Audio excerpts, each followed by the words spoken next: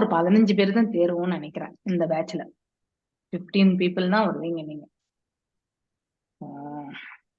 நம்மளே கவுண்ட் பண்ணாவோட தெரிஞ்சு போயிடும். மோகன்தாஸ் பிரபு, பிரேமா மாதாஜி, 2 விஜயகுமாரி மாதாஜிஸ், அடுத்து உஷா மாதாஜி, திலகவதி மாதாஜி, புஷ்பம் மாதாஜி, மணிமேகலை மாதாஜி, மல்லிகா. இது வரைக்கும் நான் மணி பிரபு 10 பேர் சொல்லிட்டேன் நானு.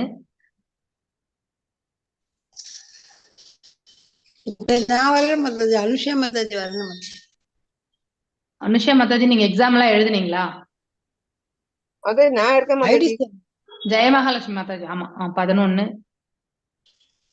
சோ 11. ஹரே கிருஷ்ணா ஓகே. மாதாஜி. ஹரே கிருஷ்ணா. அனுஷா மாதாஜி நீங்க எக்ஸாம்ஸ் எழுதுனீங்களா? எல்லா மாடியூல்ஸ் எனக்கு கன்ஃபார்ம் பண்ணுங்க. 2 ரேவதி மாதாஜி. மாதாஜி ஈச்சோ இன்னும் கொடுக்கவே இல்லை. ஈஷோவே நான் நடந்துச்சு மாதாஜி. அது இல்ல, அது வந்து level 3 நீங்க இருந்தது. ஓகே, level 5 வந்து நீங்க எக்ஸாம்ஸ் எல்லாம் இப்ப என்ன பண்ணுங்க, இந்த கிளாஸ் அட்டென்ட் பண்ணிருந்தாலுமே ஐ திங்க் பெட்டர் நீங்க ராதிகா மாதாஜி கிளாஸஸ் அட்டென்ட் பண்ணுங்க டியூஸ்டே. ஓகே, சோ இந்த ராதிகா மாதாஜி கிளாஸஸ் அவங்க இப்பதான் ஸ்டார்ட் பண்ணிருக்காங்க. அதனால நீங்க அதுல அட்டென்ட் பண்ணுங்க. எக்ஸாம்ஸ் எல்லாம் அங்கேயே வைப்பாங்க. அதனால அந்த அங்கேயே வைக்கிற எக்ஸாம்ஸ் எல்லாம் எழுத ஆரம்பிச்சிருங்க அனுஷியா மாதாஜி. சரிங்களா? சோ தட் நீங்க சர்டிபிகேட் அங்க வரும். சோ அப்போ வந்து 11 ஜெயமகாலட்சுமி மாதாஜி, 12, 13 வந்து 2 ரேவதி மாதாஜி. இந்த கேலக்ஸி டேப் யாரு? ஹரே கிருஷ்ணா. நான் தான் மாதாஜி. என்னோட மொபைல் தொலைஞ்சிடுச்சு, அதனால அம்மாவோட இதுல நான் வந்து இது பண்ணிட்டு இருக்கேன். யாரு நீங்க பேர் Mataji? Okay okay, fine fine fine, no problem. So 2 Revathi Mataji. அடுத்து வேற யாரு மிஸ் பண்ணிட்டோம்? 13 பேர் ஆயிடுது. இன்னும் ஒரு 2-3 பேர் தான் இருப்பாங்க. எனக்கு ஞாபகம் வரல சொல்லிட்டேன். இத்தனை பேரு தான். சங்கீதா அவங்க ஆட் பண்ணிட்டேன். சங்கீதா மாதாஜி நானு. ஹரே கிருஷ்ணா மாதாஜி கிளாஸ் வரலீங்களா? ஹரே கிருஷ்ணா. ஆமா சங்கீதா மாதாஜி. சங்கீதா மாதாஜி. ஓகே, 14 ஆயிடுச்சு. இன்னும் யாரோ ஒருத்தர் 2 பேர் இருப்பாங்க. ஸோ இத்தனை பேருக்கு மட்டும் தான் எவாலுவேஷன் இருக்கும். ஸோ மணிமேகலை மாதாஜி சொல்லிட்டேன்னு நினைக்கிறேன் நான். மாதாஜி நான் பி விஜயகுமாரி மாதாஜி. மாதாஜி 2 விஜயகுமாரின்னு சொல்லிட்டேன். ஓகே, ஸோ எனக்கு தெரிஞ்சு 14 வந்தாச்சு. இன்னும் ஒரு 1 or 2 இருப்பாங்க, எனக்கு ஞாபகம் இல்லை. ஸோ அதனால இத்தனை பேருக்கு வந்து கண்டிப்பா பக்தி சாஸ்திரி சர்டிபிகேட். பிரேமராணி மாதாஜி மறந்துட்டேன் அவங்களும் இருக்காங்க. கரெக்ட், பிரேமராணி மாதாஜி பார்த்திருக்கேன் நான். ஸோ அவங்களுடைய ஆன்சர் ஸ்கிரிப்ட்ஸ் எல்லாமே நான் பார்த்திருக்கேன். She has attended. ஓகே, 15 ஆயிடுத்து. இன்னும் யாராவது ஒருத்தர் 2 பேர் மிஸ் பண்ணிருந்தாங்க. சொல்லிட்டேனே, பிரேமா மாதாஜி, பத்மா மாதாஜி சொல்லிட்டேனே ஃபர்ஸ்ட்ல. சொல்லிட்டேன். ரேவதி மாதாஜி. 2 ரேவதி சொல்லியாச்சு. சொல்லிட்டேன். ஓகே, ஸோ யாரையாவது மிஸ் பண்ணியிருந்தாலும் ஐ திங்க் மோகன்தாஸ் பிரபு உங்களுக்கு நான் ஒரு சாம்பிள் டெம்ப்ளேட் அனுப்பிச்சிருக்கேன். பக்தி சாஸ்திரி இது மலையாளம் குரூப் எப்படி டெம்ப்ளேட். ஸோ நீங்க உங்களுக்கு ஏதாவது டேட்டா வேணும்னா ஒரு கூகுள் ஃபார்ம் மாதிரி பண்ணி போட்டுடுங்க. அதாவது அதுல உங்களுக்கு டேட்டா வந்து இமெயில் ஐடி, ஃபோன் நம்பர் அது உங்களுக்கு கிடைச்சிரும்னு நினைக்கிறேன். ஒன்லி அட்ரஸ் தான் உங்களுக்கு கிடைக்காது. அதனால எல்லார்கிட்டயுமே அட்ரஸ் ஒரு கூகுள் மெயில் போட்டு வாங்கிட்டு நீங்க அதை அந்த இதுல ஒரு நியூ ஷீட் கிரியேட் பண்ணிட்டு அந்த ஷீட்லயே கூட நீங்க டேட்டா எரேஸ் பண்ணிட்டு நீங்க you can create copy and do that actually. ஓகேங்களா? So Tamil data only grading மாத்திரம் நீங்க ஓப்பனா வைங்க. So there is a criteria for grading. அதை உங்களுக்கு நான் கண்டிப்பா சொல்லிட்டு கிரேடிங் பண்ணுவேன். ஸோ யாரெல்லாம் வந்து சேவை பண்றாங்களோ அவங்களுக்கு ஒரு கிரேடிங் உண்டு. ஸோ அதாவது கோயிலுக்குன்னு சேவை பண்றவங்களுக்கு. அதனால நீங்க எல்லாருமே ஏதாவது ஒரு சேவையில வந்து இருக்கணும். Okay, so you are always there. But என்னன்னா கொஞ்சம் ஏதாவது ஒரு சின்ன சின்ன சேவையிலாவது நீங்க இருக்கணும். ஸோ இப்போ ப்ரீச்சிங் பண்றதோ இல்லை அட்மின் ஒர்க்கோ டிரான்ஸ்லேஷன் ஒர்க்கோ எதையோ ஒன்று நீங்க கண்டிப்பா எதிர்பார்ப்பாங்க. So please involve your self and then give your support. So அப்போ உங்களுக்கு கிரேடிங் வந்து மேல வரும். Okay, so remaining apart from that வேற எதுவுமே மேஜர் கிரைட்டீரியாவே இல்லை. டெக்னிக்கலி நீங்க எல்லாருமே எழுதியிருக்கீங்க. ஸோ அந்த வரைக்கும் எனக்கு எந்த டவுட்டும் கிடையாது ஆக்சுவலி. ஓகே, ஓரல்ஸ் எல்லாமே மோகன்தாஸ் பிரபு நீங்க தான் எனக்கு கன்ஃபார்ம் பண்ணணும். Whether everyone has done the orals or not அப்படிங்கிறது வந்து நெக்ஸ்ட் வீக் வந்து யாரெல்லாம் வந்து அதாவது மாடியூல் 1 மாடியூல் 2 எழுதாத இருக்காங்களோ, மாடியூல் 3 கூட யாராவது மிஸ் பண்ணியிருந்தா கூட வந்து ப்ளீஸ் வந்து நீங்க கண்டிப்பா முடிச்சிடணும். ஓகே, அது முடிச்சிட்டோம்னா ஸோ தட் நம்ம இந்த எவாலுவேஷன் எல்லாம் முடிச்சுட்டு கிரேடிங் நிறைய லாங்குவேஜஸ்ல ஆல்ரெடி முடிச்சிட்டாங்க. ஸோ நான் தான் இன்னும் நான் பண்ணல. தமிழ், தெலுங்கு, அடுத்து வந்து பெங்காலி, ஸோ ஒரு 4-5 லாங்குவேஜஸ் இன்னும் பண்ணல. ஸோ அதனால நம்ம முடிச்சு பிரபுஜி வேற கேட்டார் லாஸ்ட் வீக். நான் தான் சொன்னேன், இந்த மாதிரி ஓரல் முடிக்கல அப்படின்னு சொல்லியிருந்தேன். இட்ஸ் ஓகே மாதாஜின்னு தான் சொல்லியிருக்காரு. ஸோ இருந்தாலும் நீங்க எல்லாரும் ஒரு வாட்டி ஓரல் பண்ணிட்டீங்கன்னா எனக்கு கூட கொஞ்சம் திருப்திகரமா அந்த இதை முடிச்சு விட்டுருங்க. சரிங்களா? நாளைக்கு பண்றோம் மாதாஜி. No problem. நீங்க என்ன இவங்க மோகன்தாஸ் பிரபுஜியோட கனெக்ட் பண்ணி நாளைக்கு அவருக்கு நீங்க எப்ப டைம் பார்க்கணும். அவர்கிட்ட அவர் கன்வீனியன்ட் டைம் கேட்டுட்டு நீங்க வந்து ஓரல்ஸை முடிச்சுக்கோங்க. சரியா? மாடியூல் 1 மாடியூல் 3 மாடியூல் 2 எந்த மாடியூல்ல பெண்டிங் இருந்தாலும் you complete your orals tomorrow. Okay, so next week வந்து யாரெல்லாம் மாடியூல் 1 மாடியூல் 2ல வந்து பெண்டிங் இருக்கோ ரிட்டர்ன் எக்ஸாம் வந்து, ஸோ நெக்ஸ்ட் வெட்னஸ்டே அப்படி வந்து you please have the exams. Next week உங்க கன்வீனியன்ட் டைம் தான். So I will give the questions to Mohandas Prabhu and then you can take it up actually. Okay, நான் temple service இல்லாத இங்க கிட்ஸுக்கு ஸ்கூல்ல போய் ப்ரீச்சிங் பண்றோம் Mataji. No problem, no problem. அவங்க இது கொடுத்துருவாங்க, அந்த ஸ்லோகா என்னன்னு சொல்லி கொடுத்துருவாங்க. அதை நான் பசங்களுக்கு நான் போய் எடுக்கிறேன் மாதாஜி. கண்டிப்பா. Good Mataji, take it up. So that is very important. So ப்ரீச்சிங்ல இருக்கிறவங்களுக்கு admin work also, any work related to preaching எதுவா இருந்தாலுமே, இப்ப நீங்க வந்து ஒரு translation work, for example Prema Mataji, Pushpa Mataji, இவங்க எல்லாருமே they will involve in the back end. வந்து பாத்தீங்கன்னாக்கா பாலாஜி பிரபு வந்து டிரான்ஸ்லேஷன் கேட்பாங்க இல்லையா, மல்லிகா மாதாஜி, மணிமேகலை மாதாஜி இல்லையா, விஜயகுமார் ஐயா எல்லாருமே வந்து இன்வால்வ் ஆவாங்க. ஸோ அந்த மாதிரி நீங்க வந்து இன்வால்வ் ஆயிடணும். பத்மா மாதாஜி கூட ஐ திங்க். ஸோ அதனால நீங்க இந்த மாதிரி இன்வால்வ் ஆயிட்டீங்கன்னாக்கா உங்களுக்கு ஈஸியா இருக்கும் உங்களுக்கு. So you are involve in the translation works அப்படின்றது. சம் ஒர்க் நீங்க கண்டிப்பா ஒரு சேவையாவது நீங்க செய்திருக்கணும். அது ரொம்ப ரொம்ப இம்பார்ட்டன்ட். எதுவுமே செய்யாம ஒன்லி ஸ்டூடெண்ட் மட்டும்தான் அப்படின்னும் பொழுது அந்த இதுக்கு வந்து மைனஸ் ஆயிடுது. அப்படின்னா இந்த கிரேடிங் பண்ணும்போது அதுக்கு நம்ம வந்து எதுவுமே கொடுக்க முடியாது இல்லையா? அது ஒண்ணுதான், மற்றபடி வேற எந்த இதுவுமே கிடையாது, டீவியேஷனும் கிடையாது. ஓகே, ஸோ ஆனா ஃபெயில் எல்லாம் கிடையாது, பாஸ் தான், பட் வித் லெஸ் மார்க்ஸா இருக்கும். ஓகே, மினிமம் பாஸ் வந்து 60%. ஸோ எல்லாருமே நீங்க எபோவ் 60% தான் எடுத்திருக்கீங்க. ஓரல்ஸ் மட்டும் நான் ஒரு வாட்டி I need to get the grading from Mohandas Prabhu. Okay, அது முடிச்ச பிறகு ஓரல் மீன்ஸ் இந்த ரெஜிஸ்ட்ரேஷன் ஸ்லோகாஸ் தான் மாதாஜி. தேங்க்ஸ். ஹரே கிருஷ்ணா. ஓம் நமோ பகவதே வாசுதேவாய. ஓம் நமோ பகவதே வாசுதேவாய. ஓம் நமோ பகவதே வாசுதேவாய. ஓம் அஜ்ஞானதிமிராந்தஸ்ய ஞானாஞ்சனய ஷலாக்கய சக்ஷுருன்மிலிதம் येन तस्मै श्रीगुरवे नमः. श्रीचैतन्यमनोभीष्टं स्थापितं येन भूतले स्वयं रूपा कदा मह्यं तदा स्वापदान्तिकम्. हे कृष्णा करुणा सिन्धु दीनबन्धु जगत्पते गोपेश गोपिका कान्त राधकान्त नमस्तुते. तप्त काञ्चन गौराङ्गी राधे वृन्दावनेश्वरी ऋषभानुसुते देवी प्रणमामि हरिप्रिये. वाञ्छकल्पतारुभ्यश्च कृपा सिन्धुभ्य एव च पतितनं पावनेभ्यो वैष्णवेभ्यो नमो नमः. जय श्री कृष्ण चैतन्य प्रभु नित्यानंद, श्री अद्वैत गदाधर श्रीवासदि गौर भक्त वृंदा. हरे कृष्णा कृष्ण कृष्ण हरे हरे, हरे राम राम राम हरे हरे. நம்ம இப்போ 12வது இன்னைக்கு ஒரு 2 மந்த்ரான்னா முடிக்க பார்க்கலாம். நம்ம லாஸ்ட் ஃப்ரைடே கிளாஸ் இருக்கும்னு நான் சொன்னேன்னா ஐ திங்க் அதுக்கு நம்ம I think we are missed out. I think இந்த வாரம் ஃப்ரைடே மோஸ்ட்லி நான் இருக்க மாட்டேன். வேணா தேர்ஸ்டே வச்சிடலாம் நம்ம. சரிங்களா? இந்த தேர்ஸ்டே வந்து will have a class. Okay, so don't forget. ஏன்னா நம்ம சீக்கிரம் முடிச்சிட்டோம்னா டிகிரியும் சீக்கிரமா வந்து நம்ம முடிக்கலாம். சரியா? ஒரே நிமிஷம் அந்த இதெல்லாம் கொஞ்சம் இதுல மெசேஜ் போட சொல்லிடுங்க மாதாஜி.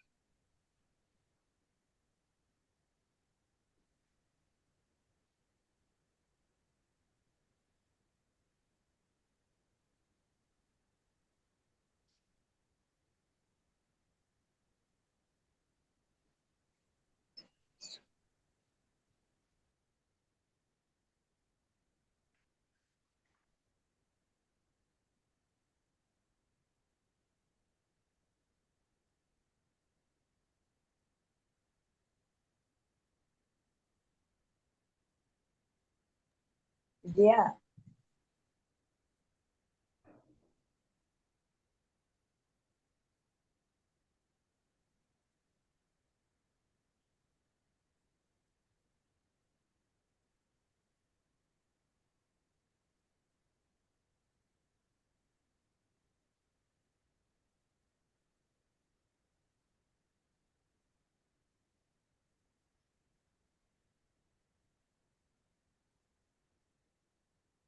ஹரே கிருஷ்ணா.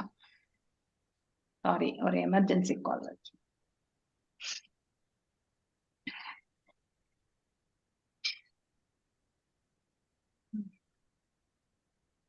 மந்த்ரா 12.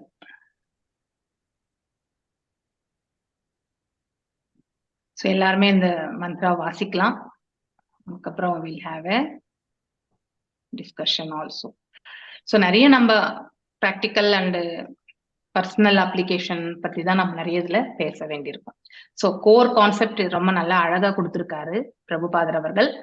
ஆனாலும் நம்ம வாழ்க்கையில இதை வந்து எப்படி உபயோகப்படுத்தணும், என்ன இதுல இருந்து நமக்கு வரக்கூடிய மாரல் என்ன இல்லையா, ஸோ என்ன கிடைக்குது இதுல இருந்து, நம்ம என்ன கருத்துக்களை நாம எடுத்துக்கணும் வாழ்க்கையில, அதை எப்படி நாம கடைபிடிக்கிறது, இந்த பாட்டு தான் நம்ம வந்து பேசிக்கா பக்தி சாஸ்திரியில நம்ம எடுத்துட்டு போறது. ஓகே. அந்தம் தமஹ பிரவிஷ்யந்தி யே அசம்பூதிம் உபாசதே ததோ பூயா இவ தே தமோ யோ சம்பூத்யாம் ரதாஹ. பிரேம மாதாஜி வாசி, எல்லாரும் வாசிக்கலாம், ஒருத்தர் வாசிங்க. பிரேம மாதாஜி.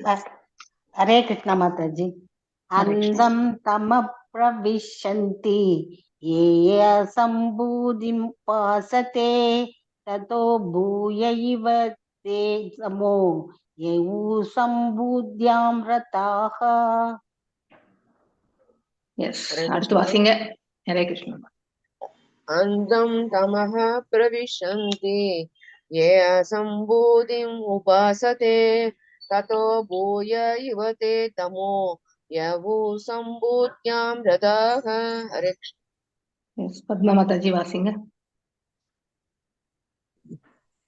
அந்தம் தம பிரவிஷந்தி ये असम्भूतिम् उपासते तदो भूय इव ते तमो यावू सम्भूत्यां रताः. हरे कृष्ण माता. हरे कृष्ण माताजी. यस, मल्लिका माताजी वासी. हरे कृष्ण माताजी. हरे कृष्ण. अंतं तमः प्रविशन्ति ये सम्पूदिम् उपासते तदो भूय इव ते तमो यवु सम्पूत्यां रताः. हरे कृष्ण माताजी. हरे कृष्ण माताजी. हरे कृष्ण. यस, வேற யாரனா வாசிக்கிறதா வாசி. ஒருத்தர வாசி. மாதாஜி. हरे कृष्ण माताजी. हरे कृष्ण. अंधं तम प्रविशन्ति ये सम्पूदिम् उपासते तदो भूय इव ते तमो य सम्भूत्यां रताः. हरे कृष्ण माताजी. थैंक यू माताजी. हरे कृष्ण. हरे कृष्ण माताजी. हरे कृष्ण. அந்தம் தம பிரவிச்சந்தி ஏ அசம்பூதம் உபாசதே ததோ பூய இவ தே தமோ யவு சம்பூத்யாம் ரதாஹ. ஹரே கிருஷ்ணா மாதாஜி. हरे कृष्णा माताजी. हरे कृष्ण माताजी. हरे कृष्ण. अंधं तम प्रविशन्ति ये सम्पूतिम् उपासते ततो भूय इव ते तमो यवु सम्भूत्यां रताः. हरे कृष्ण माताजी. हरे कृष्ण माताजी. यस, अनुषया माताजी वासी. माताजी. वासी. अंधं तम प्रविशन्ति ये असम्भूतिम् उपासते ततो भूय इव ते तमो यौ सम्भूत्यां रताः. हरे कृष्ण. हरे कृष्ण माताजी. अंतं तमः प्रविशन्ति ये सम्पूतिम् उपासते ततो भूया इव ते तमो यवो सम्बोधिरतः. हरे कृष्ण माताजी. हरे कृष्ण माताजी. हरे कृष्णा. வேற யாராவது வாசிக்கிறீங்களா? हरे कृष्णा. हरे कृष्ण माताजी. अंधं प्रविशन्ति ये सम्पूतिम् उपासते ततो भूय इव ते तमो यायु सम्भूत्यं रतः. ஹரே கிருஷ்ணா. ஹரே கிருஷ்ணா. சோ இந்த இடத்துல அந்தம் மீனிங் வந்து திலகவதி மாதாஜி வாசிங்க. மாதாஜி நான் வாசிட்டேன், லோயர் பண்ணல மாதாஜி, சாரி. No problem. அந்த இது மீனிங்ஸ் சின்னம்ஸ் டிரான்ஸ்லேஷன் வாசிங்க. Okay Mataji, thank you. பொருள் தேவர்களை பூஜிப்பதில் ஈடுபட்டிருப்பவர்கள் அறியாமை என்னும் இருள் மிகுந்த இடங்களில் பிரவேசிக்கிறார்கள். அருவமான பூரணத்தை பூஜிப்பவர்கள் மேலும் இருளான இடங்களை சென்றடைகிறார்கள். விளக்க உரை. இது சினோனிம்ஸ் படிச்சிருங்க. அந்தம் அறியாமை, தம இருளில், பிரவிச்சந்தி பிரவேசிக்கிறார்கள், ஏ யார், அசம்பூதிம் தேவர்களை, உபாசத்தே வணங்குகிறார்களோ, தத அதைவிட, பூய அதிகம், இவ போன்று, தே அவர்கள், தம இருளில், ஏ யார், சம்பூத்யாம் பூரணத்தில், ரதா ஈடுபட்டுள்ளவர்கள். மத்தாஜி விளக்குரை படிக்கவா, நீங்க சொல்லிடுறீங்க? அசம்பூதி என்னும் சமஸ்கிருத சொல் தனித்தன்மை அற்று இருப்பவர்களை குறிக்கிறது. சம்பூதி என்றால் எல்லாவற்றினின்றும் தனித்து நிற்கும் பரமபுருஷனான முழுமுதற் கடவுளை குறிக்கும். பகவத்கீதையில் புருஷோத்தமனான முழுமுதற் கடவுளான ஸ்ரீ கிருஷ்ணர் கூறுகிறார், நமே விது சுரகனா பிரபவம் ந மகர்ஷயக அகம் ஆதிர் ஹி தேவானாம் மகர்ஷீனாம் சர்வசக. தேவர்களோ மகா முனிவர்களோ கூட என் வைபவங்களால் அறிய மாட்டார்கள். ஏனெனில் எல்லா விதங்களிலும் தேவர்களுக்கும் முனிவர்களுக்கும் முதலானவன் நானே. பகவத்கீதை 10.2. இப்படியாக தேவர்களுக்கும் மகா முனிவர்களுக்கும் ஞானிகளுக்கும் ஒப்படைக்கப்பட்டிருக்கும் அதிகாரங்களுக்கு எல்லாம் மூலகர்த்தா கிருஷ்ணரே. அவர்களுக்கு எல்லாம் உயர்ந்த சக்திகள் தரப்பட்டுள்ளன என்றாலும் அவர்களுக்கும் கூட ஸ்ரீ கிருஷ்ணர் தம்முள் உறையும் சக்தியின் பலத்தால் மானுட உருவில் எவ்வாறு தோன்றுகிறார் என்பதை புரிந்து கொள்வது மிகவும் கடினமான காரியம். மத்தாச்சி கண்டினியூ பண்ணட்டா? எல்லா தத்துவ ஞானிகளும் மகான்களான ரிஷிகளும் ஞானிகளும் தமது சிறிய மூளையின் துணை கொண்டு ஒன்றோடு ஒன்று உறவு கொண்டுள்ள நிலையிலானவற்றையும் தனித்து நிற்கும் பூரணத்தையும் பிரித்து இனங்காண முயல்கிறார்கள். இம்முயற்சி உறவு நிலை இல்லை என்ற எதிர்மறையான முடிவிற்கு வருவதற்கு மட்டுமே அவர்களுக்கு உதவுமே அல்லாது முழுமை எனும் உறுதியான நிலையை ஒரு சிறிது கூட அவர்கள் உணர்வது சாத்தியமல்ல. எதிர்மறையான முழுமையை விவரிப்பது அப்பழுக்கற்ற விளக்கம் ஆகாது. இத்தகைய எதிர்மறையான விளக்கங்கள் ஒவ்வொருவரையும் அவரவருக்கான தனித்தனி முடிவுகளை மேற்கொள்ள தூண்டும். இப்படியாக முழு பூரணம் அருவமானது, நிர்குணமானது என்று ஒருவர் கற்பனையான முடிவிற்கு வரலாம். எதிர்மறையான தன்மைகள் உடன்பாடான தன்மைகளின் மறுபக்கங்களே ஆகையால் அவை சார்புடையவை. முழுமையை இவ்வாறாக கருதுபவர்கள் மிஞ்சி போனால் இறைவனின் அருவநிலையான பிரம்மஜோதியை மட்டுமே அறிய முடியும். ஆனால் இவர்கள் மேலும் முன்னேறி பகவானை சென்றடைய இயலார்கள். ஹரே கிருஷ்ணா மாதாஜி. ஹரே கிருஷ்ணா. அழகான விளக்க உரை நாம் இங்க பார்க்கலாம். அசம்பூதி, சம்பூதி, இது ரெண்டு வார்த்தைகள் ரொம்ப ரொம்ப முக்கியமானது. அசம்பூதி அப்படின்னாலே யார் ஒருவர் வந்து தனித்து வந்து அவங்களால வாழ முடியாது. தேவர்களோட தனித்து கிடையாது. அவர்களும் பகவான் வந்து அவருடைய ஹிருதயத்திலும் இருந்து கொண்டிருக்கிறார். அவர்களும் பகவானுக்கு நித்திய தொண்டு புரிகிறார்கள். சோ அதனால அவங்களாம் தனித்து இயங்குவது கிடையாது. எல்லாம் வல்ல இறைவன், அவரை தவிர அனைவருமே வந்து அதாவது அவரை சார்ந்தவர்கள் தான். அவரிலிருந்து தோன்றிய பின்ன பகுதிகள் தான். சோ அசம்பூதியம் என்பது தனித்து இயங்காத நிலையை பற்றி எடுத்துரைக்கிறது. சம்பூதி என்றால் அவர் ஒருத்தரால மட்டும் தன்னை தானே வந்து தனித்து இயங்க வைக்கும். ஹி இஸ் த அப்சல்யூட், இல்லையா, முழுமையானவர், பூரணமானவர். சோ அவர் இருந்துதான் அனைத்துமே வந்து தோன்றுகின்ற ஸ்வரார், இல்லையா, இண்டிபெண்டா அவரால் வந்து செயல்பட முடியும். அப்படிப்பட்டவர் வந்து ஒருத்தர் யாருன்னா எல்லாம் வல்ல இறைவன், அவர் மட்டும்தான். மீதம் இருக்கக்கூடிய அனைவருமே வந்து நாம் எல்லாருமே, அது விலங்குகளா யாரா இருந்தாலும் எந்த ஜீவராசியா இருந்தாலுமே பகவானை சார்ந்துதான் நாம் இருக்க வேண்டும். ஏனென்றால் இந்த ஜீவாத்மாவை இயக்கி கொண்டிருப்பவரே அந்த பரமாத்மா தான், இல்லையா. அவரின்றி இந்த ஜீவன் வந்து இயங்காது. இதை நாம பகவத்கீதையில கூட நம்ம வந்து படிச்சிருக்கோம், இல்லையா. சோ இந்த பகவத்கீதை 10.2ல வந்து இந்த ஸ்லோகம் ரொம்ப அழகா எடுத்துரைக்கப்பட்டிருக்கு. நமே விதுஷுரகணா பிரபவாம் நாமஹாஸ்ரயா அகம் ஆதிர்ஹி தேவானா இல்லையா? தேவர்கள், இந்த தேவர்களுக்கெல்லாம் தேவராக இருக்கக்கூடியவர். ஆதி அப்படின்னா முதன்மை நிலை, பிரிமிவல் இல்லையா, ஃபர்ஸ்ட். மகரிஷி நாம் சர்வசஹ, ரொம்ப அழகா வந்து எடுத்துரைக்கிறார். neither the hosts of demigods nor the great sages know by origin or opulences, for in every aspect I am the source of the demigods and the sages. அதாவது யாரிலிருந்து தோன்றுகிறார்கள் இவர்கள் எல்லாம்? பகவானிலிருந்து தான், என்னிலிருந்தே தோன்றுகிறார்கள். தேவர்கள் எல்லாம் பகவானால் படைக்கப்பட்ட, ரிஷி முனிகள் எல்லாம் பகவானால் படைக்கப்பட்டவர், எல்லா ஜீவன்களுமே. அதனால யாரு தேவர்களும் சரி, மேலும் ரிஷிமுனிகளும் சரி, பகவானுடைய உண்மையான தொடக்கம் எது என்று அவர்களால அறிய முடியாது. சோ அவருடைய ஆதி, அந்தம், மிடில் எதுவுமே அவங்களுக்கு கண்டிப்பாக புரியவே புரியாது. சோ யாராலுமே இதை வந்து பார்க்க முடியாது. ஏன்னா அந்த விஸ்வரூபத்தையும் அடுத்த சாப்டர்ல வந்து அதாவது தரிசனம் கொடுப்பார். இது வரைக்கும் இந்த விஸ்வரூபத்தை வந்து யாரும் பார்த்ததே கிடையாது அப்படிங்கிறோட தேவர்கள் கூட வந்து பகவானுடைய ரூபங்களை வந்து அதாவது தெரிந்து கொள்ளக்கூடிய நிலை வந்து யாராலுமே வந்து பார்க்க முடியாதுன்னு பகவானே 11th சாப்டர்ல சொல்றாரு. சோ 10th சாப்டர்ல இந்த மாதிரியான Krishna is the origin of the powers delegated to God, demigods, great sages and mystics இல்லையா? அதாவது பகவானிலிருந்து வரக்கூடிய அந்த ஆற்றலை கொண்டுதான், அது எல்லாமே வரங்களாகத்தான் இவர்கள் பெறுகிறார்கள். தேவர்களுக்கு எல்லாமே பகவான் ஆற்றலை கொடுக்கிறார். அந்த ஆற்றலை கொண்டுதான் அவர்கள் எல்லாம் நம்மளை ரட்சிக்கிறாங்க.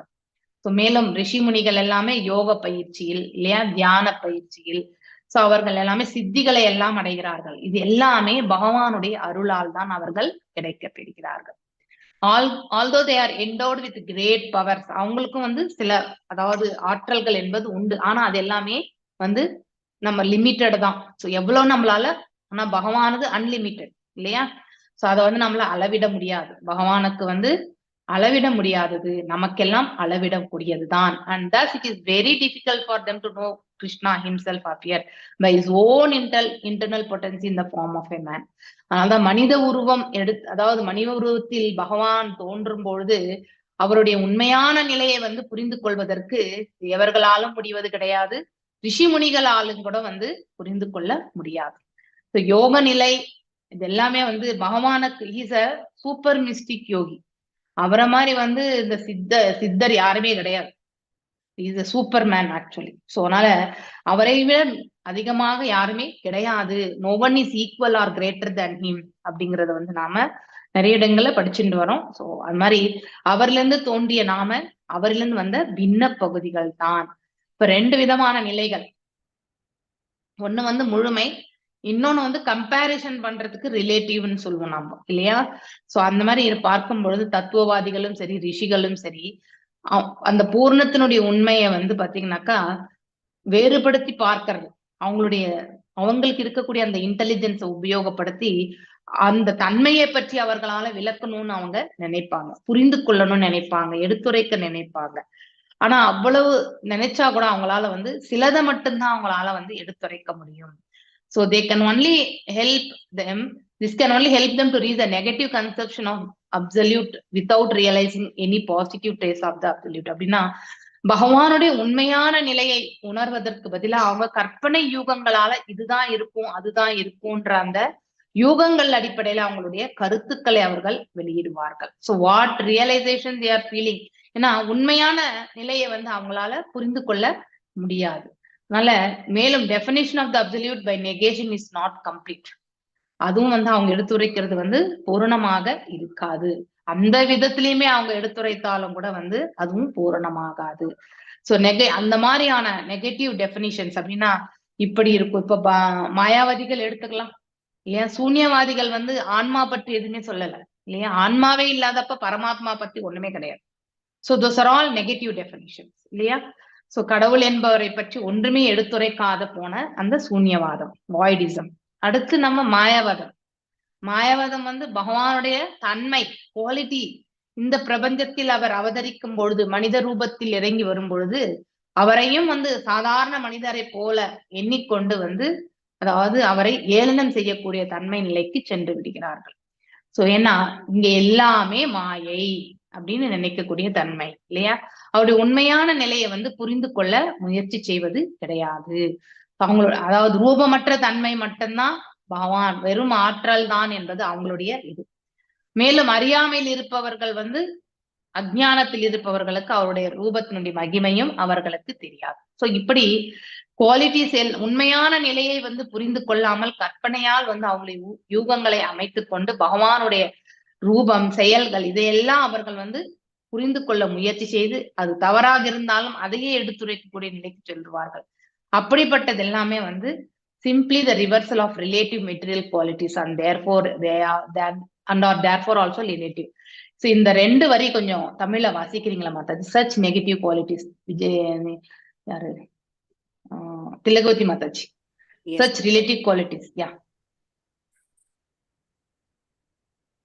இம்முயற்சி உறவு நிலை இல்லை என்ற எதிர்மறையான முடிவிற்கு வருவதற்கு மட்டுமே அவர்களுக்கு உதவுமே அல்லாது முழுமையெனும் உறுதியான நிலையை ஒரு சிறிது கூட அவர்கள் உணர்வது சாத்தியமில்லை. எதிர்மறையாக முழுமையை விவரிப்பது அப்பழுக்கற்ற விளக்கம் ஆகாது. இத்தகைய எதிர்மறையான விளக்கங்கள் ஒவ்வொருவரையும் அவரவருக்கான தனித்தனி முடிவுகளை மேற்கொள்ள தூண்டும். கரெக்ட். இமேஜினேஷன் இல்லையா? இருங்க மாதாஜி ஒரு நிமிஷம். வித்தவுட் ரியலைசிங் உண்மையான நிலையை வந்து நம்மள உணராம நம்ம கற்பனைக்கு ஏற்றவாறு ஒரு யூகங்களை அமைத்து நம்முடைய உணர்தலை வந்து நாம் எடுத்துரைக்கிறது இல்லையா? அது முழுமை கிடையாது.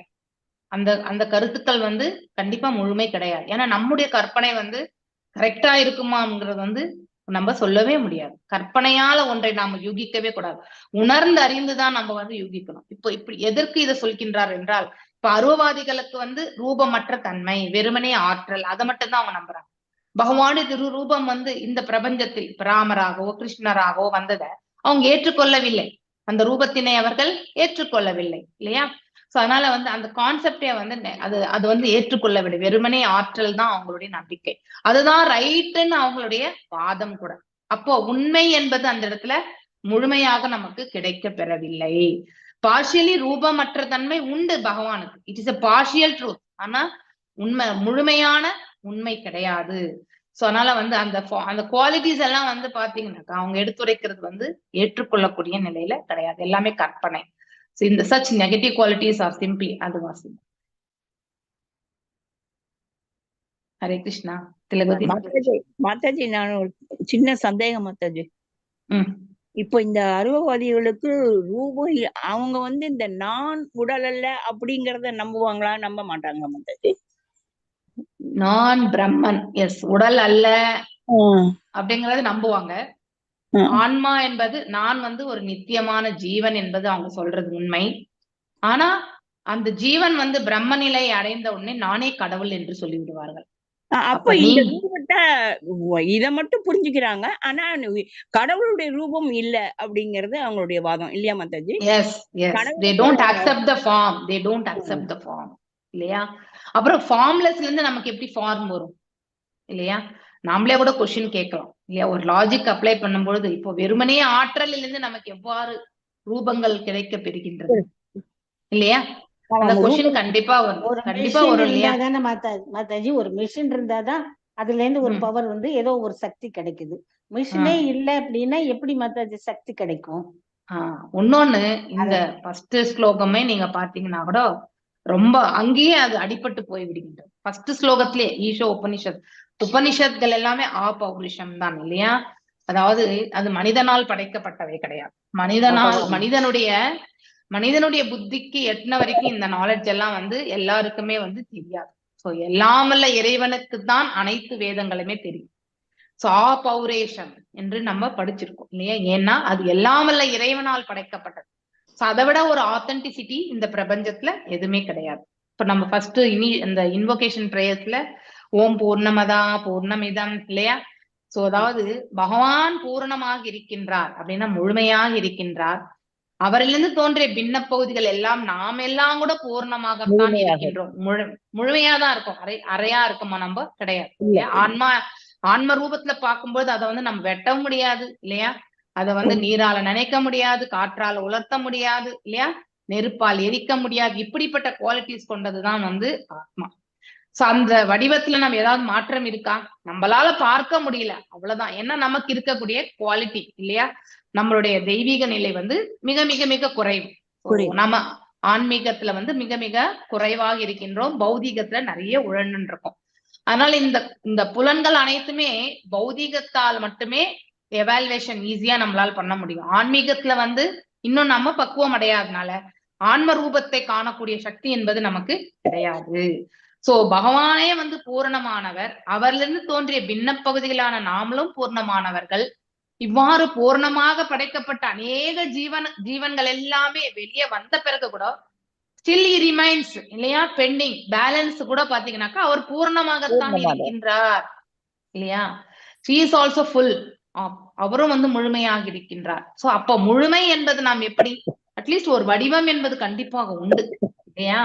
சோ வடிவமற்ற தன்மையை தான் வந்து இல்லை என்று இவர்களுடைய வாதம். யாரு, மாயாவாதிகளுடைய வாதமே வடிவம் என்பது கிடையாது பகவானுக்கு அப்படிங்கிறது தான் அவங்களுடைய வாதம். அதுவே மாயை, வடிவமே மாயை அப்படிங்கிறது அவங்களுடைய வாதம். ஏனென்றால் இந்த உலகத்தினுடைய தன்மையை கொண்டு மாயையில இது வந்து மாயா, அதாவது இல்யூஷன் இல்லையா, மையா அர்ப்பித்தக. சோ அந்த ஒரு நேச்சர் நமக்கு எல்லாருக்குமே உண்டு, மாயையில் சிக்கி கொண்டிருப்பவர்கள் நாம. சோ பகவானும் வந்து மனித ரூபத்தில் வந்தாலும் அவரும் வந்து அவருடைய ரூபம் மாயை என்று சொல்லக்கூடிய தன்மை. அவருக்கும் நமக்கு வந்து ரொம்ப ரொம்ப வித்தியாசம். அவர் முழுமையான அதாவது பாத்தீங்கன்னா உடலும் ஆன்மாவும் வந்து இரண்டுமே வந்து அந்தரங்க சக்தியால் ஆனது. நமக்கு ஆன்மா மட்டும்தான் அந்தரங்க சக்தி, உடல் வந்து பகிரங்க சக்தி. அங்கேயே வேறுபாடு இருக்கின்றது. அந்த வேறுபாட்டை அவர்கள் வந்து ஏற்றுக்கொள்ளவில்லை. பகவானுடைய ஆற்றலை மட்டும்தான் அவங்க ஏற்றுக்கொள்கிறார்கள். ஆனா நம்ம துவைத சித்தாந்த பிலாசபி பிரகாரம் பாத்தீங்கன்னா ரூபமும் உண்டு, ஆற்றலும் உண்டு, இரண்டுமே தேவை.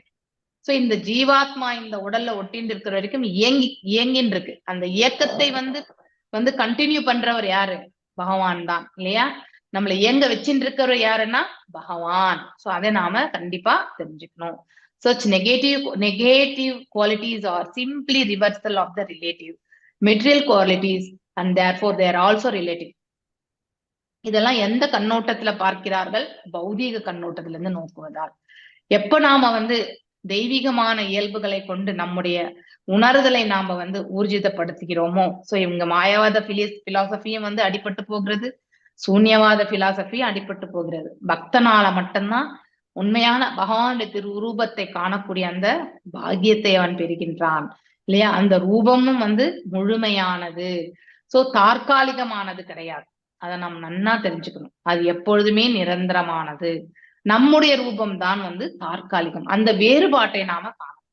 So conceiving of the absolute in this way, one can at most reach the impersonal effulgence. இல்லையா, அதிகபட்சமா பிரம்ம நிலைக்கு செல்கிறார்கள் இவங்க. யாரு, வெறுமனே ஆற்றல் என்று எண்ணக்கூடியவர்கள். But one cannot make further progress to பகவான். இந்த அருவத்தையே நம்புகிறவர்களுடைய கடைசி இது வந்து சாயுஜ்ய முக்தி மற்றும் வந்து அவங்களுடைய அக்செப்டன்ஸ் எதுனா வெறுமனே ஆற்றல். அதுதான் அவங்களுடைய எதிர்பார்ப்பு. ரூபத்தை அவர்கள் வந்து ஏற்றுக்கொள்வது கிடையாது.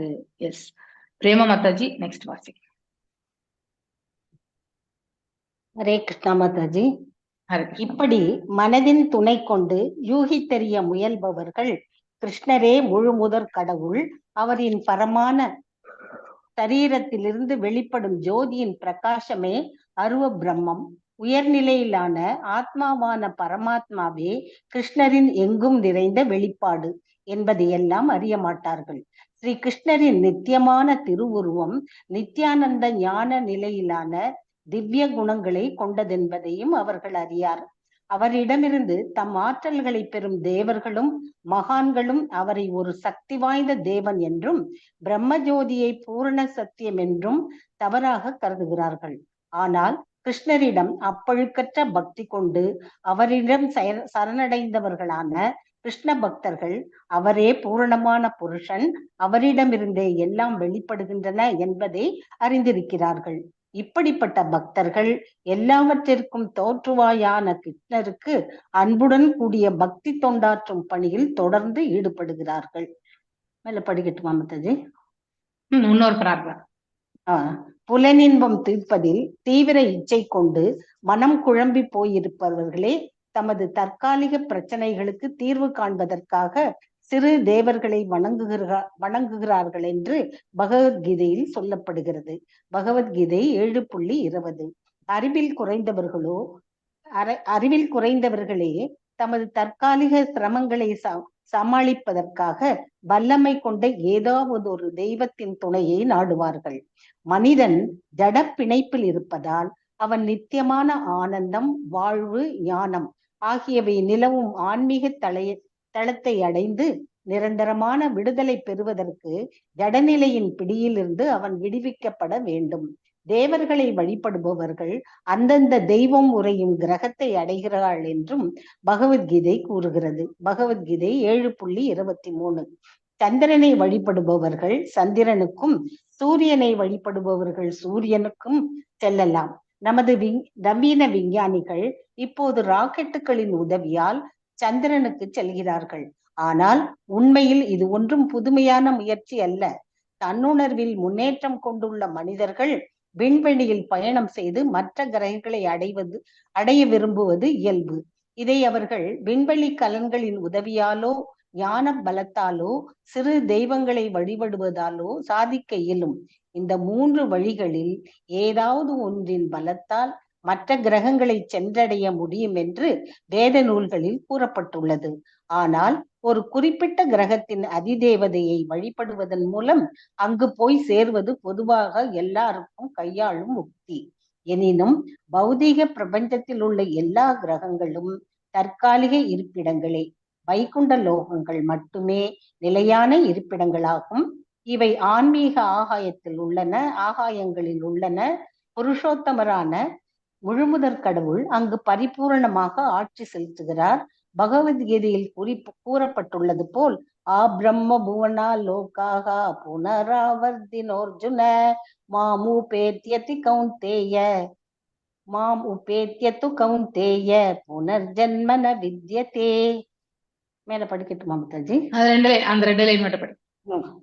ஜடவுலகின் மிக உயர்ந்த கிரகத்திலிருந்து மிகழ் தாழ்ந்தது வரை எல்லாம் பிறப்பும் இறப்பும் தொடருமாக்கிய துன்பங்கள் தொடரும் இடங்களே. Hare Krishna Mataji. Thank you Mataji. But one attains the abode of my abode, they will never take. இல்லையா? புனர்ஜன்மனா வித்யதே. புனர்ஜன்மம், புனரப்பி ஜனனம், புனரப்பி மரணம். இல்லையா? இன்னொரு ஜென்மம், இன்னொரு பிறப்பு என்பது அவர்களுக்கு கிடையாது. நெவர் டேக்ஸ் பர்த் அப்படின்னு சொல்லிட்டார் பகவான். சொன்னா பிரம்ம புவனா லோகா புனர் அவர்த்தினோர்ஜுனா மாம் உபேத்யன து கௌந்தேய புனர்ஜன்மா நா வித்யதே. நா என்றாலே இல்லை, இல்லையா? புனர்ஜென்மம் கிடையாது என்று பொருள். இந்த இடத்துல பார்க்கலாம். Hare Krishna, Hare Krishna, Krishna Krishna. So mental speculators do not know that absolute personality of God is Krishna.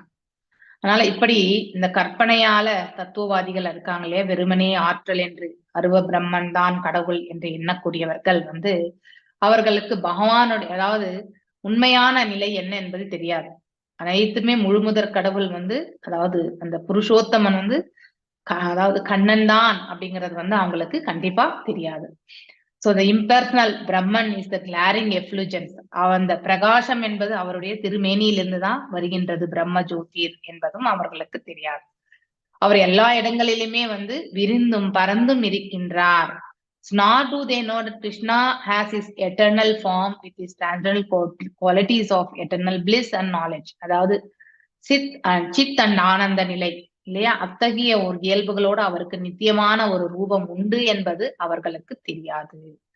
So தேவர்கள் மற்றும் ரிஷி முனிகள் எல்லாருமே consider him to be a powerful demigod. அவரும் ஒரு தேவர், அதாவது சக்தி வாய்ந்த ஒரு தேவர் என்று நினைக்கிறாங்க. And they consider the Brahman effulgence to be the absolute truth. So அவர் உடலிலிருந்து வரக்கூடிய அந்த பிரகாசத்தை தான் பூரணம் என்று அவர்கள் நினைக்கிறார்கள். இது அவர்களுடைய கருத்து. பட் பக்தர்கள் அப்படி கிடையாது. They dint of their surrendering unto him and they are unalloyed இல்லையா, அனன்ன பக்தி மற்றும் பகவான திருப்பாதங்களை சரணாகதி அடையிறது. இது பக்தர்களுடைய குவாலிட்டி.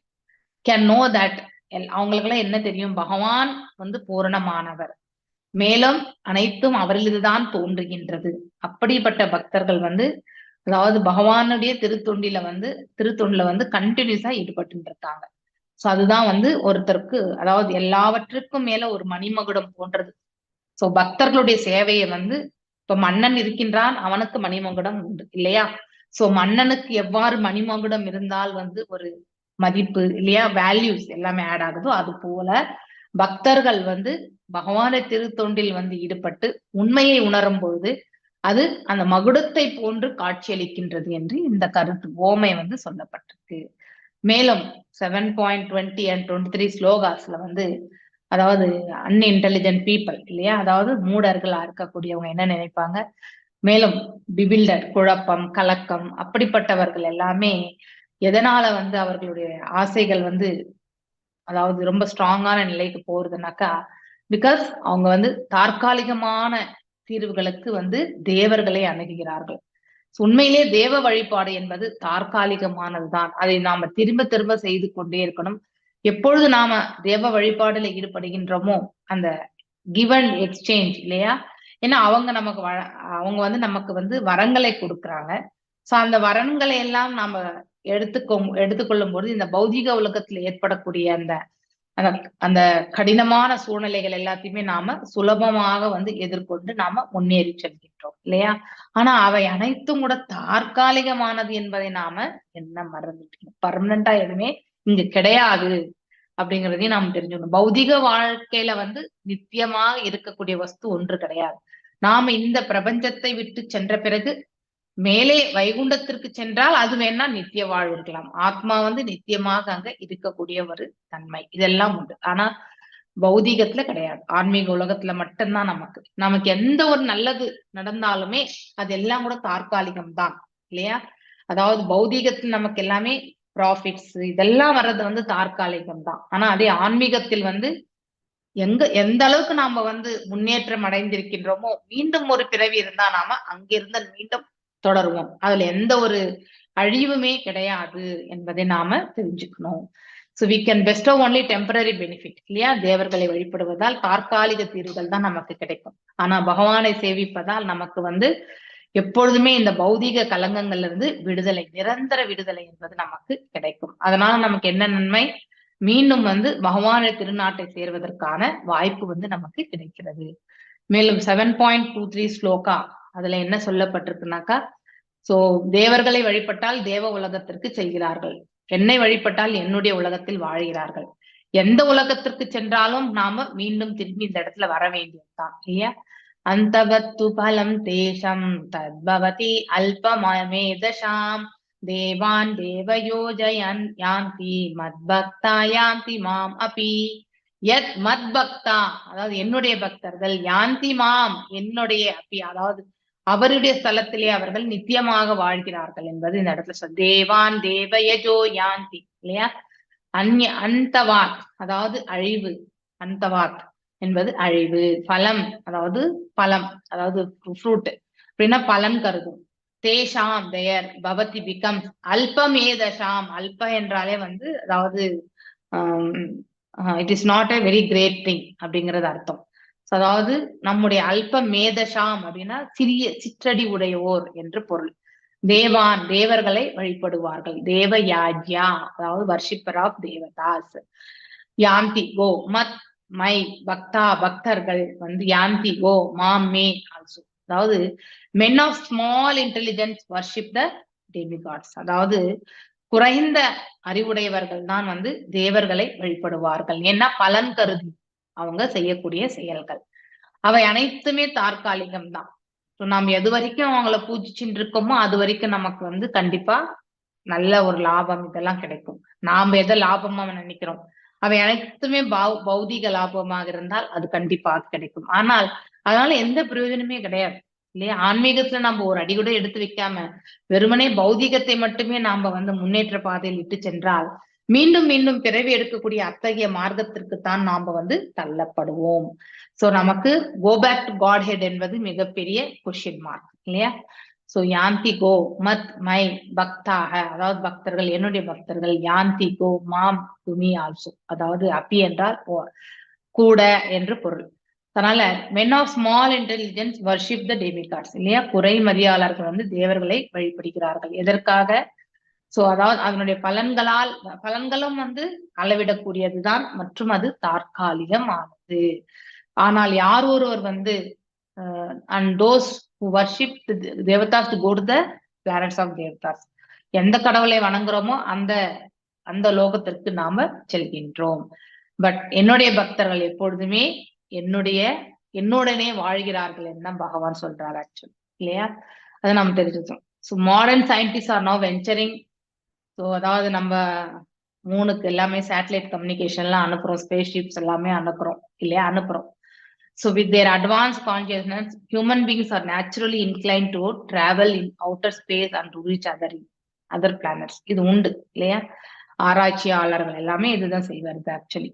ஸோ அதாவது இந்த இடத்துல சேட்டலைட் கம்யூனிகேஷன் இல்லையா, நம்ம மேல வந்து அதாவது இதெல்லாம் ராக்கெட் விடுறாங்க இல்லையா, அதாவது பாத்தீங்கன்னாக்கா சேட்டலைட்ஸ் எல்லாம் அனுப்பும்போது அங்கிருந்து இன்ஃபர்மேஷன் எல்லாமே வந்து எடுத்து அனுப்புவாங்க. இப்ப நமக்கு கூகுள் எல்லாம் தெரியறது எல்லாமே பேஸ்ட் ஆன் சேட்டலைட் இன்ஃபர்மேஷன் தான். ஸோ அந்த சேட்டலைட் அந்த கருவிலிருந்து வரக்கூடிய அந்த இன்ஃபர்மேஷன் வச்சுதான் நம்ம எல்லாமே இப்ப வெதர் ரிப்போர்ட்ஸ் இல்லையா, இன்னைக்கு மழை வருமா வராதா அப்படி எல்லாமே வந்து ரிப்போர்ட்டிங் எல்லாம் கூட வந்து அழகா எடுக்கும். ஸோ இதெல்லாமே ஸ்பேஸ் ஷிப்ஸ் அந்த மாதிரி நிலையில இருக்கக்கூடியதுல தான் நம்ம இப்ப இருக்கக்கூடிய பௌதிக உலகத்துல நாம வந்து செய்யக்கூடிய செயல்கள். ஆனா யோக நிலையில் இருப்பவர்களுடைய செயல்பாடுகளை வந்து நம்மளால கண்டிப்பா யூகித்து பார்க்க முடியாது. ஸோ சில பேர் வந்து யோகத்துல இருப்பாங்க, அடுத்தவங்களுக்கு வந்து ஹீலிங் பண்ணுவாங்க அவங்களுடைய அந்த பவர்னால. So even though they get trained again they will get reach ஆகும். பக்தனுக்கு வந்து சுலபமா வந்து அவங்களால ரீச் அவுட் ஆகும், ஏன்னா மகாமந்திர ஜபத்தை அவர்கள் வந்து கண்டினியூ பண்ணிட்டு இருப்பாங்க இல்லையா? ஆனா அதே பௌதிகவாதிக்கு பௌதிக கண்ணோட்டத்தில் செல்லும் போது நமக்கு அந்த வேலையும் வந்து நமக்கு புரியாது, மற்றும் வந்து அதை செயல்படுத்தவும் நமக்கு வந்து திறனற்றவர்களாகத்தான் இருப்போம். ஸோ அதனால ஸோ அட்வான்சிங் இந்த அதாவது பக்தி உணர்வுல நாம வந்து மேன்மை வரும்போது அனைத்துமே நமக்கு வந்து சுலபமாக வந்து நிகழக்கூடிய தன்மைக்கு எடுத்து செல்கின்றது. அதே பக்தியற்ற நிலையில வந்து எப்பவுமே நாம ஸ்ட்ரெஸ்ஃபுல்லான ஒரு லைஃப் தான் நாம வாழ்ந்துட்டோம் இல்லையா? In this way one can reach the moon planet, the sun planet இல்லையா, அந்த ஈவன் பிரம்மலோகா கூட அவங்க போலாம். இந்த அதாவது இந்த இந்த இந்த ஸ்லோகத்துல பிரகாரம் 7.237 பிரகாரமே எந்த உலகத்திற்கு சென்றாலுமே இல்லையா, ஆனாலும் ஒவ்வொரு லோகமா தாண்டிதான் நம்ம வந்து முன்னாடி போகணும். நம்ம இருக்கக்கூடிய மேல் உலகங்கள் இல்லையா, அதுக்கு அடுத்து பிரம்மலோகம் டாப், அதுக்கப்புறம் வந்து 7 அடுக்குகள் இல்லையா, 5 பஞ்சமகா பூதங்கள் மகத்தத்துவம் இல்லையா, அகங்காரம், புத்தி மற்றும் மனசு இல்லையா. சோ இந்த மாதிரி அந்த லேயர்ஸ் எல்லாம் கடந்து விரஜாரி வரை கடந்துதான் நம்ம வந்து பகவானிடத்தில் வைகுண்ட லோகத்துக்கு செல்ல முடியும். சோ அது எல்லாமே ஆன்மீக ஆகாயத்துல உண்டு. சோ விரஜாரிவருக்கு இந்த பக்கம் இருக்கிறது தான் வந்து பௌதீகம் இல்லையா. சோ பகவான் அங்கேதான் வந்து இப்பவே இருக்கு, நித்தியமாக வாசம் செய்கிறார். ஹா பிரம்ம புவனா லோகா புனராவர்த்தி நோர்ஜுனா மாம் உபேத்திய து கௌந்தேய புனர்ஜன்மா நா வித்யதே. அதாவது ஹையஸ்ட் பிளானட் பிரம்ம லோகத்துல இருந்து கீழே பாதாள லோகம் வரைக்குமே 14 லோகங்கள் வந்து இந்த இடத்துல எந்த லோகத்துல இருந்தாலும் நமக்கு கஷ்டம்தான். So no one is peaceful இல்லையா. அப்படிப்பட்ட தேவர்களுக்கு இடையிலே கூட பாத்தீங்கன்னாக்கா நம்ம முந்தைய யுகங்கள்ல எல்லாம் படிச்சிருக்கும் போது அவங்க எல்லாமே இங்க இறங்கி வரக்கூடிய, இப்போ கலியுகத்துல வந்தாக்க இவங்க ஏதோ வேஷம் கட்டின்னு வந்திருக்காங்க தான் நினைப்பாங்க இல்லையா. That's how we will always think, ஏதோ ஏமாத்த வந்திருக்காங்க, பூச்சாண்டி காட்டுறாங்க அப்படிதான் நினைப்போம் நம்ம.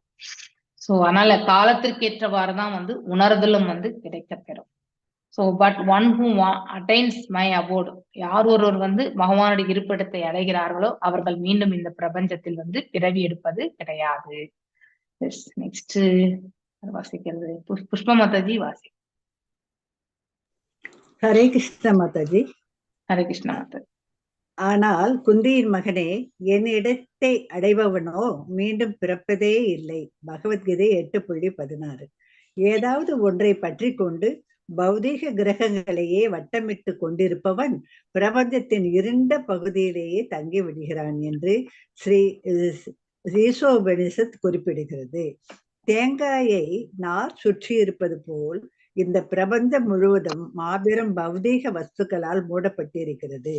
இந்த மூடி மிக இறுக்கமாக இருப்பதால் உள்ளே கன இருள் நிலவுகிறது. எனவே அங்கு வெளிச்சம் தருவதற்கு சூரியன்களும் சந்திரன்களும் தேவைப்படுகின்றன. பிரபஞ்சத்திற்கு வெளியே வைகுண்ட லோகங்கள் நிறைந்த பிரம்ம ஜோதி விரிந்து பறந்து எல்லையற்று விளங்குகிறது. பிரம்ம ஜோதியின் மிக உயர்ந்த கிரகம் கிருஷ்ணலோகம் எனப்படும் கோலோக பிருந்தாவனம். அங்குதான் ஸ்ரீ கிருஷ்ணர் வசிக்கிறார். கிருஷ்ண பரமாத்மா இந்த கிருஷ்ண லோகத்தை என்றும் விட்டு அகலுபவர் அல்லர். அவர் தம் நித்தியமான சகவாசிகளுடன் அங்கு வசிப்பவர்களாய் இருந்தாலும் பௌதீக மற்றும் ஆன்மீக பிரபந்தங்கள் முழுவதிலுமாக வியாபித்து இருக்கிறார். இந்த உண்மை ஏற்கனவே 4வது மந்திரத்தில் விளக்கப்பட்டு உள்ளது. பிரபுவான இறைவன் சூரியனின் ஒளியைப் போல் எங்கும் நிறைந்திருக்கிறார் என்றாலும் சூரியன் என்றும் மாறாத தன் வட்டத்தில் நிலைத்திருப்பது போல் அவரும் ஒரே இடத்தில் அமர்ந்திருக்கிறார். வாழ்வின் பிரச்சனைகளை சந்திரனுக்கு போவதால் தீர்த்துவிட முடியாது. புகழுக்காகவும் பேருக்காகவும் மாத்திரம் பக்திமான்களாக பாவனை செய்பவர்கள் பலர் இருக்கிறார்கள். இந்த போலி பக்தர்கள் இப்பிரபந்தத்தில் இருந்து விடுபட்டு ஆன்மீக வெளியை அடைய விரும்புபவர்கள் அல்லர். கடவுளிடம் பாதுகாத்து கொள்ளவே விரும்புகிறார்கள். கடவுளிடம் பக்தி செலுத்தும் போர்வையில் தம் இக உலக நலன்களை பாதுகாத்து கொள்ளவே விரும்புகிறார்கள். நாத்திகர்களும் அருவவாதிகளும் இந்த அரைக்குறை பக்தர்களுக்கு நாத்திகத்தை போதித்து இருளுக்குள் இட்டு செல்கிறார்கள். நாத்திகன் நேரடியாக புருஷோத்தமனான இறைவனை மறுக்கிறான். அருவவாதி இறைவனின் அருவ அம்சத்தை வற்புறுத்தி நாத்திகவாதத்திற்கு துணை செய்கிறான். புருஷோத்தமனான இறைவனை இல்லை என மறுக்கும் எந்த மந்திரத்தையும் நாம் இதுவரை கண்டது இல்லை. அவர் எல்லோரை விட அதிவேகமாக ஓடக்கூடியவர் என்று சொல்லப்பட்டிருக்கிறது. மற்ற கிரகங்களை நோக்கி ஓடிக்கொண்டிருக்கும் பலரும் வியக்திகளே, ஆனால் அவர்களை விட வேகமாக ஓடக்கூடிய உன்னதமான பிரபு எப்படி அவ்வியக்தமாக இருக்க முடியும்? உன்னதமான பிரபுவை அருவமாக கருதுவது பூரண சத்தியத்தை பற்றிய தவறான கருத்தினால் விளைந்துள்ள ஒரு வகை அறியாமை ஆகும். ஹரே கிருஷ்ணா. ஹரே கிருஷ்ணா. ஹரே கிருஷ்ணா மாதாஜி. ஹரே கிருஷ்ணா மாதாஜி. ஹரே இன்னும் 2 பேராகிராஃப் வேற யாருன்னா வாசிக்கலாம். Okay okay okay. Hare Krishna. இப்ப நாம இங்க வாசிக்கிறது வந்து ஈஷோபனிஷத் வந்து என்ன சொல்றது அப்படிங்கறதுனாக்கா, இதுல 2 கருத்துக்கள் இந்த ஈஷோபனிஷத் இந்த மந்த்ரால. ஒண்ணு வந்து தேவ வழிபாடு, இன்னொன்னு வந்து அருவவாதி. சோ தேவ வழிபாடு நம்ம வந்து செய்தால் கூட, இதை நம்ம பிராக்டிக்கலா நம்ம அனாலிசிஸ் பண்ணா கூட, நம்ம ஒரு குறிப்பிட்ட தேவதையை வந்து வணங்குகின்றோம். அந்த தேவதையும் வந்து தன்னை வணங்குவதால் வந்து அருள் பாலிக்கின்றாள் இல்லையா? சோ அந்த அருளை வந்து நம்ம பெற்று மீண்டும் வந்து அதிகமாக வந்து நம்ம கர்மங்களை எல்லாம் செய்து கர்ம இதுல வந்து நிறைய சம்பாத்தியம், இப்படி பாவ புண்ணியத்துல இருந்து நம்ம மீள்வதே கிடையாது இல்லையா? புண்ணியங்களும் உண்டு, பாவங்களும் உண்டு. இந்த சைக்கிள் எப்போ ஓடிண்டே இருக்கோ அது வரைக்கும் நாம மீண்டும் மீண்டும் இந்த பிரபஞ்சத்துக்கு வந்துட்டே இருப்போம். இதோட இன்னொரு எக்ஸ்ட்ரீம் என்னன்னாக்கா, அதாவது பிரம்மஜோதியில் இணையறது. அருவவாதிகளுடைய இலக்கே அதுதான், அந்த பிரகாசத்தில் போய் இணையறது. பிரகாசத்தில் இணைந்தாலுமே நீங்க அந்த கோலோக சாட்ல பாத்தீங்கன்னாக்கா, அவங்க அப்படியே அந்த ஆன்மீக ஆனகாயத்துலதான் இருப்பாங்க. அவங்க எல்லா வாயில்களுமே வந்து அடைக்கப்பட்டிருக்கும் இல்லையா?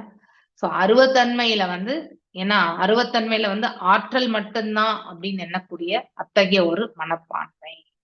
சோ ரூபமும் உண்டு என்பதை வந்து வருமனே பக்தர்களால மட்டும்தான் ஏற்றுக்கொள்ள முடியும். அது எப்படிப்பட்ட ரூபம்? எட்டர்னல் அப்படிங்கிறது, நித்தியமான ரூபம் என்பதை நாம தெரிஞ்சுக்கிறோம். ரொம்ப, அதாவது நம்மள மாதிரி அவருக்கும் பௌதீக உடல் அப்படின்னு எண்ணிக்கொள்ள கூடாது. அது மிக மிக தவறானது. The whole universe is covered by gigantic material elements இல்லையா? சோ நம்ம ஒரு தேங்காய் வந்து ஃபுல்லா எடுத்துட்டாக்கா, கிரீன் கலரோ ப்ரௌன் கலர் மட்டையோட எடுத்துட்டா மேல வந்து ஸ்ட்ராங்கா இருக்கும் இல்லையா?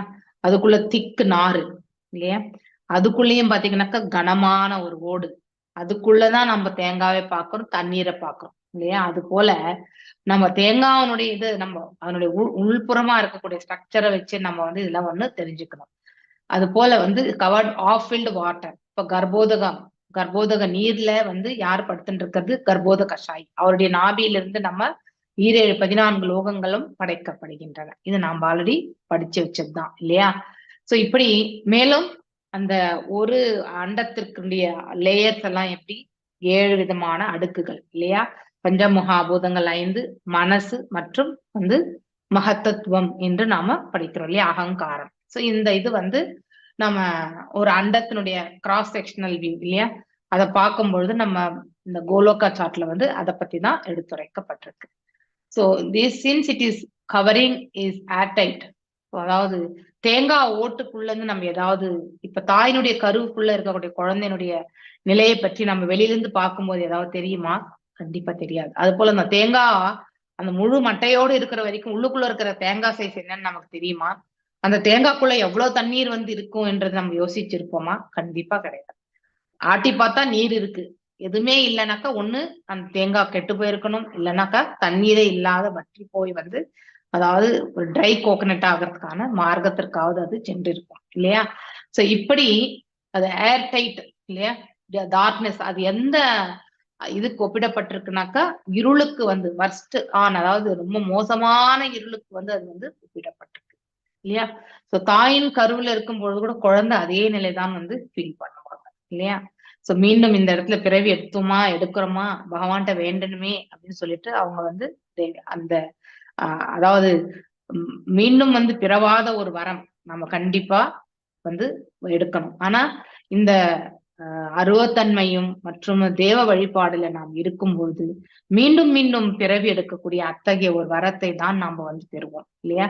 அன்லிமிட்டெட் பிரம்ம ஜோதிர், அதாவது அளவிட முடியாத அந்த பிரகாசம் பகவானுடைய திருமேனியிலிருந்து வரக்கூடியதுதான். அது ஆன்மீக ஆகாயம் அந்த பிரிஜாரிவருக்கு அப்பாற்பட்டிருக்கிறது. இந்த பக்கம் வந்து நம்ம பாக்குறது வந்து பௌதிக ஆகாயம். அந்த பிரிஜாரிவர் தான் அதை வந்து பிரிக்கின்றது இல்லையா? இரண்டு விதமாக அந்த பக்கம் போகும் பொழுது அது அந்த பிரிஜாரிவரை கடந்து மேலும் அந்த அருவ பிரம்மத்தை அந்த பிரம்ம ஜோதிரை கடந்து பார்க்கும் பொழுதுதான் பகவானுடைய திருமேனியை வந்து நம்மளால பார்க்க முடியும் இல்லையா, அவருடைய ரூபத்தை. So Lord Krishna never leaves. Vaikuntham கோலோகத்துல இருக்கக்கூடிய நாராயணரும் சரி கிருஷ்ணரும் சரி எப்பொழுதுமே அந்த இடத்தை விட்டு அவர்கள் நீங்குவது கிடையாது. சோ இங்க வரக்கூடியது எல்லாமே வந்து விஷ்ணு தத்துவங்கள், சக்தி ஆவேச அவதாரங்கள் இல்லையா? இப்படிதான் நம்ம லீலைகள் எல்லாம், லீலாவதாரம், குண அவதாரம், இப்படிதான் நம்ம வந்து பார்க்கின்றோம். சோ அதுல வந்து விஷ்ணு தத்துவம் என்பது கண்டிப்பா இருக்கும். அது எங்க இருந்து வருது? இரண்டாம் சங்கர்ஷ்ணர்ல இருந்து வருது இல்லையா? இதையும் நாம பாகவதம்ல படிச்சிருக்கோம் இல்லையா? சதுர்வேகம் ஐ திங்க் ரீசெண்டா இப்ப நம்ம சாங்கிய தத்துவத்தை படிச்சுட்டு இருக்கோம் 3rd கேண்டலோ. சோ நீங்க அதை இன்னும் நல்லா அழகா நீங்க லாஸ்ட் சாப்டர்ல 25th சாப்டர்ல வந்து ரொம்ப அற்புதமாக எடுத்துரைக்கப்பட்டது இல்லையா? சோ 26th சாப்டர்ல கூட நம்ம வந்து 19, 20 and 21 ஸ்லோகங்கள்ல போகும்பொழுது ரொம்ப அற்புதமா எடுத்துரைக்கப்பட்டிருக்கு. சோ எவ்வாறு இந்த விரிவங்கங்கள் சக்தி அதாவது விஷ்ணு தத்துவங்கள் எல்லாமே வந்து அந்த பகவானுடைய விரிவகங்கள்ல வர்றது இல்லையா, அவதாரங்கள்ல வர்றது எல்லாமே நாம படிச்சிருக்கோம். Lord Krishna never leaves Krishnaloka. அதே மாதிரி பிருந்தாவனத்தை விட்டு கிருஷ்ணர் எப்பவுமே நீங்கினது கிடையாது இல்லையா? அவருடைய விஷ்ணு தத்துவ ரூபம் தான் வந்து நீங்கி இருக்கிறது.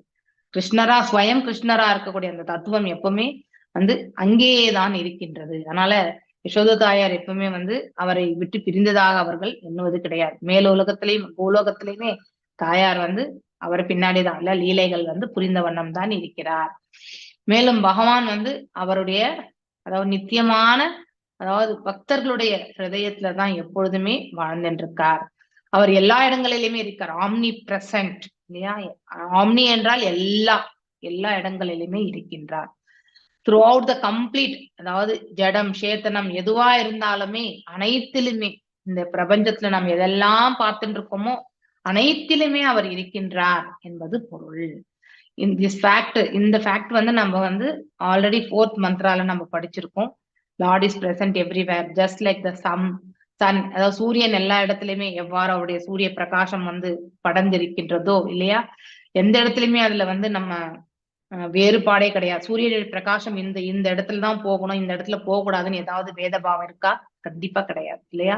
எல்லா இடங்களிலுமே அந்த பிரகாசம் என்பது பரவி இருக்கிறது. அது போல பகவானும் வந்து எல்லா இடங்களிலுமே நீக்கமர நிறைந்திருக்கின்றார் என்பது பொருள். இது 4th மந்த்ரால ஆல்ரெடி நம்ம படிச்சாச்சு.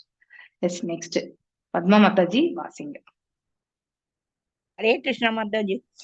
ஹரே கிருஷ்ணா மாதாஜி. வாழ்வின் பிரச்சனைகளை அந்த பேர அறிவற்றதுல இருந்து தானே படிக்கணும் மாதாஜி? வாழ்வின் பிரச்சனைகள். வாழ்வின் பிரச்சனைகளை சந்திரனுக்கு போவதால் தீர்த்து விட முடியாது.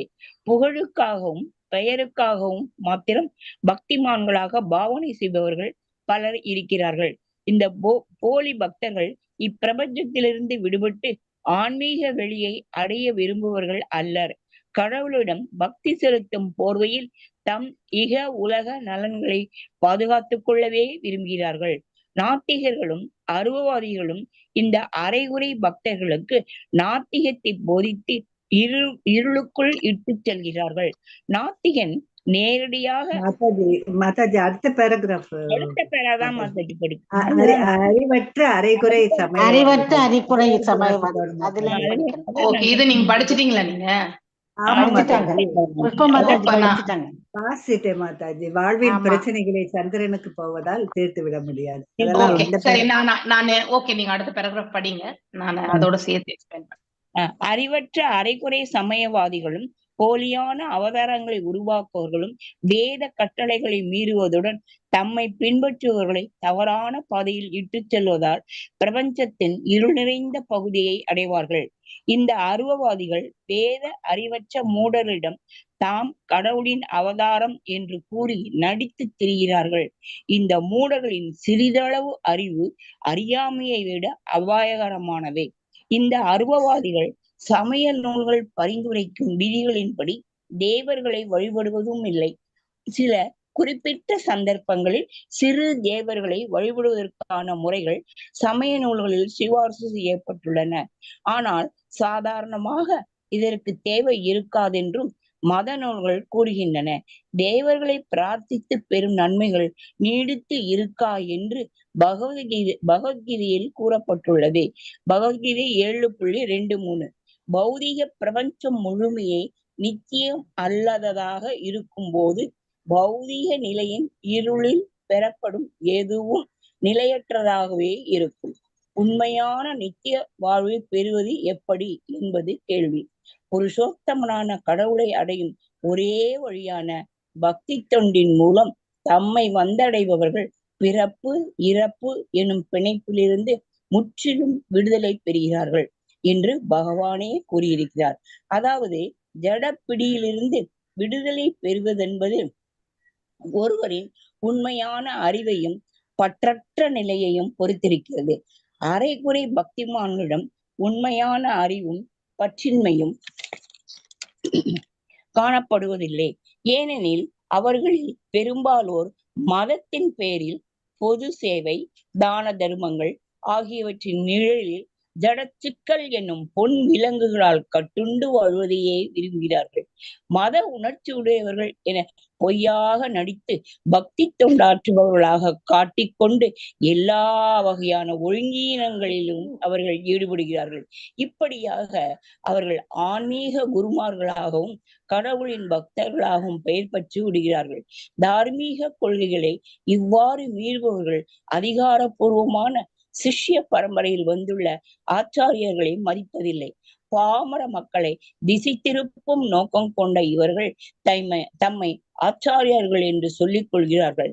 ஆனால் ஆச்சாரியர்களின் கொள்கைகளை அவர்கள் கடைபிடிப்பது இல்லை. இந்த அயோக்கியர்களின் மனித சமூகத்தின் மிக அபாயகரமான சக்திகள். மத சார்புள்ள அரசாங்கங்கள் இல்லாததால் இவர்கள் தண்டனை பெறாமல் தப்ப முடிகிறது. ஆனால் பரம்பொருளின் நியதியிலிருந்து அவர்கள் தப்ப இயலாது. மத பிரச்சாரர்களின் உருவில் வட்டமிடும் அசூயை மிக்க அசுரர்கள் இருள் சூழ்ந்த நரகத்தில் தள்ளப்படுவார்கள் என்று பகவான் பகவத்கீதையில் தெளிவாக கூறியுள்ளார். பகவத்கீதை 16வது சாப்டர் 19-20. இந்த போலியான மத பிரச்சாரர்கள் தம் புலன்களை திருப்தி செய்வதற்காக ஆன்மீக குருமார்களின் வேஷத்தில் நடித்து முடிந்த பின்னர் பிரபஞ்சத்தின் மிக வெறுக்கத்தக்க பகுதிகளை சென்றடைகிறார்கள் என்று ஸ்ரீ ஈசோபனிஷத் உறுதி செய்கிறது. ஹரே கிருஷ்ணா. ஹரே கிருஷ்ணா மாதாஜி. சோ எக்ஸாம்பிள் இதுக்கு என்ன சொல்லலாம்னா, அதாவது ஒரு குரு பரம்பரையில இருந்து வரணும் இல்லையா? குரு பரம்பரையில இருந்து வராம நாம தான் குரு அப்படின்னா நம்ம கிட்ட இருந்து ஸ்டார்ட் ஆக்குறது. ஆத்தன்டிக்கா வராம அவரே ஏதோ ரியலைசேஷன், அந்த ரியலைசேஷன்ல இருந்து நானே கடவுள் என்ற நிலையில அவருக்கு ஒரு டிசைபிள்ஸ் இல்லையா? சோ இப்படி பாமர மக்களை தவறான ஒரு இதுல இழுத்து செல்லக்கூடியவர்களும் உண்டு இல்லையா? அது மிக மிக மோசமான ஒன்று ஆக்சுவலி. சோ சில சமயத்துல நாத்திகவாதிகள், இதுக்கு ஒரு எக்ஸாம்பிள் நம்ம படிச்சிருப்போம். ஐ திங்க் 16th சாப்டர்லயே நம்ம வாசிக்கும் போது, நீங்க 16th 7th சாப்டர்ல வரும்னு நினைக்கிறேன். சோ ஹிட்லரை கூட பாத்தீங்கன்னாக்கா ஒரு பெங்காலுக்கு வந்தப்ப அவரையே கடவுள், நம்ம எத்தனை பேர் அரசியல்வாதிகள் எல்லாமே கடவுளா பாவிக்கக்கூடியவங்களும் உண்டு இல்லையா? சோ இப்படி நம்ம அவங்களையே ஃபாலோ பண்றது, பிளைண்டா ஃபாலோ பண்ணக்கூடியவங்க எல்லாமே உண்டு. அது எல்லாமே வந்து பௌதீக கருத்துக்கள் தானே தவிர எந்த இடத்துலயுமே ஒரு சாஸ்திர விதிகள் பிரகாரம் எந்த இடத்துலயுமே சொல்லி கொடுக்கல. அவங்களே வந்து கிரேட் பர்சனாலிட்டிஸ் அப்படின்ற அந்த இதுல கடவுளுக்கு சமமாக அவர்களை கருதுவது. சில பேர் ஆன்மீகத்தையே வந்து என்ன பண்ணுவாங்கன்னாக்கா they will make it as a business இல்லையா. சோ இதை சொல்லி இந்த இதை சொல்லி கொடுக்குறோம், சோ இந்த மெடிடேஷன் சொல்லி கொடுத்தா இவ்வளவு காசு இல்லையா. தியானம் எந்த ஒரு யோக பயிற்சியுமே வந்து இலவசமாக சொல்லி கொடுக்கணும், அதுதான் வந்து உண்மையான ஒரு இது. ஆனா அதை விடுத்து இதை நான் சொல்லி கொடுத்தா நீ இவ்வளவு பே பண்ணணும் இல்லையா. எந்த ஒரு கிரியா சொல்லி கொடுத்தாலுமே உனக்கு இந்த அளவுக்கு நீ 5000 10,000 பே பண்ணாக்க இந்த கிரியாவை நான் சொல்லி கொடுத்தேன். அப்படிதான் வந்து பிசினஸா போயிடுச்சு இப்போ. ஸோ அந்த மாதிரி ஒரு பிசினஸ் லெவலுக்கு வந்திருக்கக்கூடிய குருமார்களும் உண்டு. அதுவே ஒரு பெரிய பெரிய ஆர்கனைசேஷன்ஸா ரன் ஆகுறது உண்டு. அதையும் நம்பி எத்தனையோ நம்ம படிச்சவங்க எல்லாரும் கூட அதுல இருக்காங்க, இல்லைன்னு நம்ம சொல்லவே முடியாது இல்லையா. சோ அந்த மாதிரி அவர் வெளியில நான் கடவுள்னு சொல்லலைனாலும் எல்லாருமே அவரை வந்து கடவுளுக்கு சமமாக பாவித்து அவருடைய கொள்கைகளை வந்து அதுதான் நிஜம் அப்படிங்கறது எல்லாமே நிராகார ரூபம் அப்படிங்கறது வந்து அதுதான் ரைட் அப்படின்னு எடுத்துட்டு போறவங்க உண்டு. அப்படிப்பட்ட ஆர்கனைசேஷன்ஸ் உண்டு. சோ நம்ம தமிழ்நாட்டுல கூட இருக்கு இல்ல, எல்லா இடத்துலயுமே இருக்கு, நார்த் சைட்ல எல்லா இடத்துலயுமே இருக்கு. சோ இப்படி நம்ம அந்த மாதிரி one must worship acharya, yes கடவுள், எஸ் இந்த கருத்து வந்து என்னன்னா எஸ் ஒரு ஆச்சாரியவே வந்து வழங்கணும் தான், வணங்க கூடாதுன்றல. ஆனா அது அந்த ஆச்சாரியுடைய குவாலிட்டிஸை பத்தி நம்ம தெரிஞ்சுக்கணும். ஃப்ரம் வேர் ஹி கம்ஸ், அதுக்கு வந்து மூலம் வந்து பகவானிலிருந்து வந்திருக்கணும் அந்த பரம்பரா சிஸ்டம். ஸோ ஆத்தன்டிக்கா 4 பரம்பரை நம்ம படிச்சிருக்கோம் இல்லையா. ஸ்ரீ வைஷ்ணவம், அடுத்து வந்து நம்ம பிரம்ம கௌடிய ருத்ர சம்பிரதாயம், அடுத்து குமார சம்பிரதாயம். இது எந்த சம்பிரதாயத்தை எடுத்துட்டாலுமே அது எல்லாமே ஆத்தன்டிக் தான், அவங்களுக்கு அந்த கண்டினியூவேஷன் என்பது இருக்கும். இதை தவிர்த்து நாம் எந்த ஒரு இதுக்கு போனாலுமே வந்து அவரவர்களாக வந்து நான் கடவுள் நீ கடவுள் என்று எடுத்து சென்றால் அது வந்து ஏற்றுக்கொள்ளப்பட மாட்டாது இல்லையா. ஆனால் இவ்வாறு இருந்து கொண்டு மக்களை வந்து தவறான வழியில் வந்து இட்டு செல்கிறார்கள். சோ இந்த இக்னரன்ட் சூடோ, அதாவது அறியாமையில் இருக்கக்கூடிய இந்த போலியான இந்த அதாவது சமய நெறிவாதிகள் வந்து அந்த manufacture of so called incarnations, நானே கடவுள். அதாவது எனக்கு தெரிஞ்சு நான் ஒரு +2 ஆர் ஒரு காலேஜ், இன்ஜினியரிங் காலேஜ் அட்டென்ட் பண்ற சமயத்துல அப்போ வந்து பெங்களூர்ல வந்து இந்த நியூஸ் இருந்தது. எங்க ஊர்ல இருந்தே யாரோ ஒருத்தர் இங்க ஃபாலோவர்ஸ் கூட வந்துட்டு இருந்தாங்க. கல்கி அதாவது பாத்தீங்கன்னாக்கா கல்கி அவதாரம் வந்திருக்காங்கன்னு சொல்லிட்டு அப்படி ஒரு எல்லோ கலர் ட்ரெஸ்ஸை போட்டு. ஸோ அந்த போட்டோ எனக்கு இன்னும் கூட அந்த கண்ணிலே இருக்கு, அவங்க காட்டினது. சோ ஆனா இனிமேதான் கல்கி அவதாரமே பகவான் எடுக்க போகிறார், அதுவும் இன்னும் எவ்வளவோ ஆண்டுகள் இருக்கு அப்படிங்கறத வந்து நாம இப்ப பகவத்கீதை படிக்கும் பொழுதுதான் தெரிஞ்சுக்கிறோம் இல்லையா. இப்படி அதை நம்பி மோசம் போனவங்க எல்லாமே நிறைய பேர் உண்டு. எத்தனையோ எங்க வீட்டுல எங்க நாத்தனார் 8 லட்சம் வரைக்கும் கொடுத்துட்டாங்க சத்தியலோகம். ஆமா மாதாஜி, ரொம்ப இதுல ஈடுபாடு ஆகி அவங்க நிறைய சம்பாதிச்சாங்க. அதுல ஒரு 8 லட்சத்தை அந்த கல்கி இதுக்கு நிறுவனத்துக்கு கொடுத்துட்டு ஏமாத்திட்டாங்க. வீடு தர்றேன், சத்தியலோகத்துல உங்களுக்கு வீடு இருக்குன்னு சொல்லி ஆந்திரால சாந்தாரம்மன்னு என்னமோ அந்த அம்மா பேரு, ரொம்ப ஏமாத்தி நிறைய வாங்கிட்டாங்க மாதாஜி அவங்க கிட்ட இருந்து. எஸ், இது உண்டு. எங்க ஊர்லயே வந்து பெரிய பணக்காரர் வந்து எங்க, அதாவது குடியாத்தம் நத்தம், அவங்க வந்து சேம் எங்களோட காஸ்ட் தான். ஸோ அவங்க அந்த அவங்க வந்து டீச்சர், நான் அப்ப ஸ்கூல்ல ஸ்டூடெண்டா இருந்தவங்க. ஸோ அப்படி அவங்களுடைய பேரன் வந்து என்னோட படிச்சவங்க. ஸோ அவங்க பெரிய பணக்காரர், அவங்க கோடி கணக்குல இருக்கு, அவங்களுக்கு லட்சங்கள் போனா ஒன்றும் பிரச்சனை கிடையாது இல்லையா. ஆனா அத வந்து இங்க பெங்களூர்ல வந்து அந்த போட்டோ எனக்கு இன்னும் கூட எனக்கு கண்ணிலேயே இருக்கு. சோ அப்படின்னா எவ்வளவு ஏமாற்றுவாதிகள் என்பது பாருங்க. அதை நம்பி நம்ம வந்து மோசம் போறோமா இல்லையா. நிறைய காசு வரும், ஏன்னா நமக்கு பேராசை. அப்ப நம்ம வாழ்ந்துட்டு இருக்கக்கூடிய அந்த தன்மை என்னது, அறியாமையில தான் இருக்கும். அதனுடைய கான்செப்ட் நம்ம புரிஞ்சுக்கணும் இல்லையா. அதை பேக்ரவுண்ட் நம்ம அனலைஸ் பண்ணோம்னாக்கா கண்டிப்பா வந்து இந்த மாதிரி நிறைய காரணங்கள் நிறைய வழி நடத்த. இதற்கெல்லாம் மூல காரணமே ஆசைதான். எல்லாவற்றுக்குமே மூல காரணம் எது, நம்ம கடினமாக உழைத்து இறைவன் நமக்கு என்ன கொடுக்குறாரோ அதை ஏத்துண்டு நம்ம வாழணும் அப்படிங்கிற அந்த பக்குவம் இல்லாத வரைக்குமே நமக்கு 6 விதமான நிலைகள் இல்லையா. காமம், குரோதம், லோபம், மோகம், மத மக்ஷரம் இல்லையா. இந்த 6 விதமான இந்த 6 சிஸ்டர்ஸ், இவங்களோட தான் நம்மளுடைய ரிலேஷன்ஷிப்பே. இந்த 6 சகோதரிகளோட தான் நம்ம வந்து நம்மளுடைய உறவு முறைகளை வந்து வளர்த்துக்கிறோம். அதனால நாம என்ன பண்றோம், படுகுழியில தான் நம்ம வெல்றோம் இல்லையா? சோ இந்த அருவவாதிகளுடைய தன்மையை நம்ம தெரிஞ்சுட்டோமா? சோ இது ஒண்ணு. அடுத்து இன்னொன்னு என்னன்னாக்கா, அதாவது கடவுள் அதாவது தேவர்களை வணங்குவது. தேவர்களை வந்து வணங்குவது தவறு கிடையாது. ஆனா அத வந்து எதிர்பார்ப்புகள், பலன்களை கருதி நாம வணங்கக்கூடாது. அது ரொம்ப ரொம்ப தவறு. பலன்களை எதிர்பார்க்காமல் அவர்களுக்கு கொடுக்க வேண்டிய மரியாதைகள் எல்லாமே நாம கண்டிப்பா கொடுக்கணும். ஆனா அவர்களிடத்துல வந்து நம்ம எனக்கு இது வேணும், அது வேணும், அதுக்காக இந்த பூஜை செய்யறேன், இந்த ஹோமம் செய்யறேன், இப்படி எல்லாம் நம்ம வந்து செயல்படுத்துவது என்பது நமக்கு நன்மையான காரியங்களே கிடையாது. எல்லாமே தற்காலிகமானதுதான். பெர்மனன்ட் சொல்யூஷன் எது அப்படிங்கறது தான் நம்ம கண்டிப்பா பார்க்கணும். எல்லாம் வல்ல இறைவன் வந்து சில இடங்கள்ல வந்து நம்ம பார்க்கலாம். இந்த புராணங்கள்ல கூட இந்த செயல் பண்ணணும் அப்படிங்கறது வந்து சொல்லப்பட்டிருக்குது. ஆனா நம்ம அது வந்து நம்முடைய பர்சனல் இந்த பௌதீக கஷ்டங்களுக்காக அதை நாம உபயோகப்படுத்த வேண்டாம் அப்படின்னு நினைப்பாங்க. சோ உண்மையான பக்தர்கள் வந்து பகவானை வந்து சேவித்தாலே போரும். எல்லாம் வல்ல இறைவனுடைய இந்த இந்த லாஸ்ட் 4 லைன்ஸ் நம்ம படிச்சாலே இந்த கருத்துக்கள் வந்து நம்ம நன்னா தெரிஞ்சுக்கலாம் இல்லையா?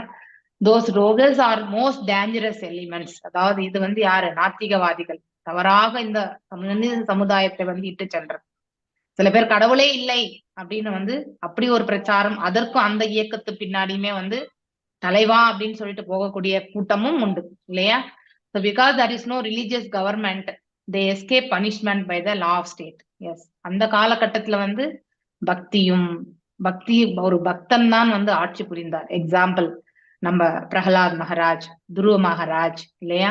சோ மேலும் ஜனகர், தசரத மகாராஜர், இவங்க எல்லாருமே வந்து அதாவது ரிலீஜியஸோட இருக்கக்கூடியவங்க இல்லையா? தெய்வீகமான நிலையை கொண்டவர்கள். யார் ஒருத்தர் வந்து தெய்வீகமான நிலையை கொண்டு ஒரு பிராமணனுடைய அட்வைஸோட, இவங்களுக்கு எல்லாமே பிராமன்ஸ் வந்து அட்வைஸ் கொடுக்கக்கூடிய நிலையில இருந்தாங்க இல்லையா? ஈவன் பலி மகாராஜ் எடுத்துட்டா கூட சுக்கராச்சாரியார் இருந்தார் இல்லையா? பலி மகாராஜ் பிரகலாத் மகாராஜுடைய பேரன் இல்லையா? இப்படி சோ அவங்க எல்லாருமே ஆன்மீகத்துல வந்து மேன்மையுற்று இருந்தார்கள். அப்படி ஆன்மீகத்தில் திளைத்த ஒருத்தர் வாழ வந்து ஒரு ஆட்சியை வந்து நடந்தால்தான் அந்த சட்டம் ஒழுங்கு கூட வந்து நல்ல முறையில வந்து பராமரிக்கப்படும்.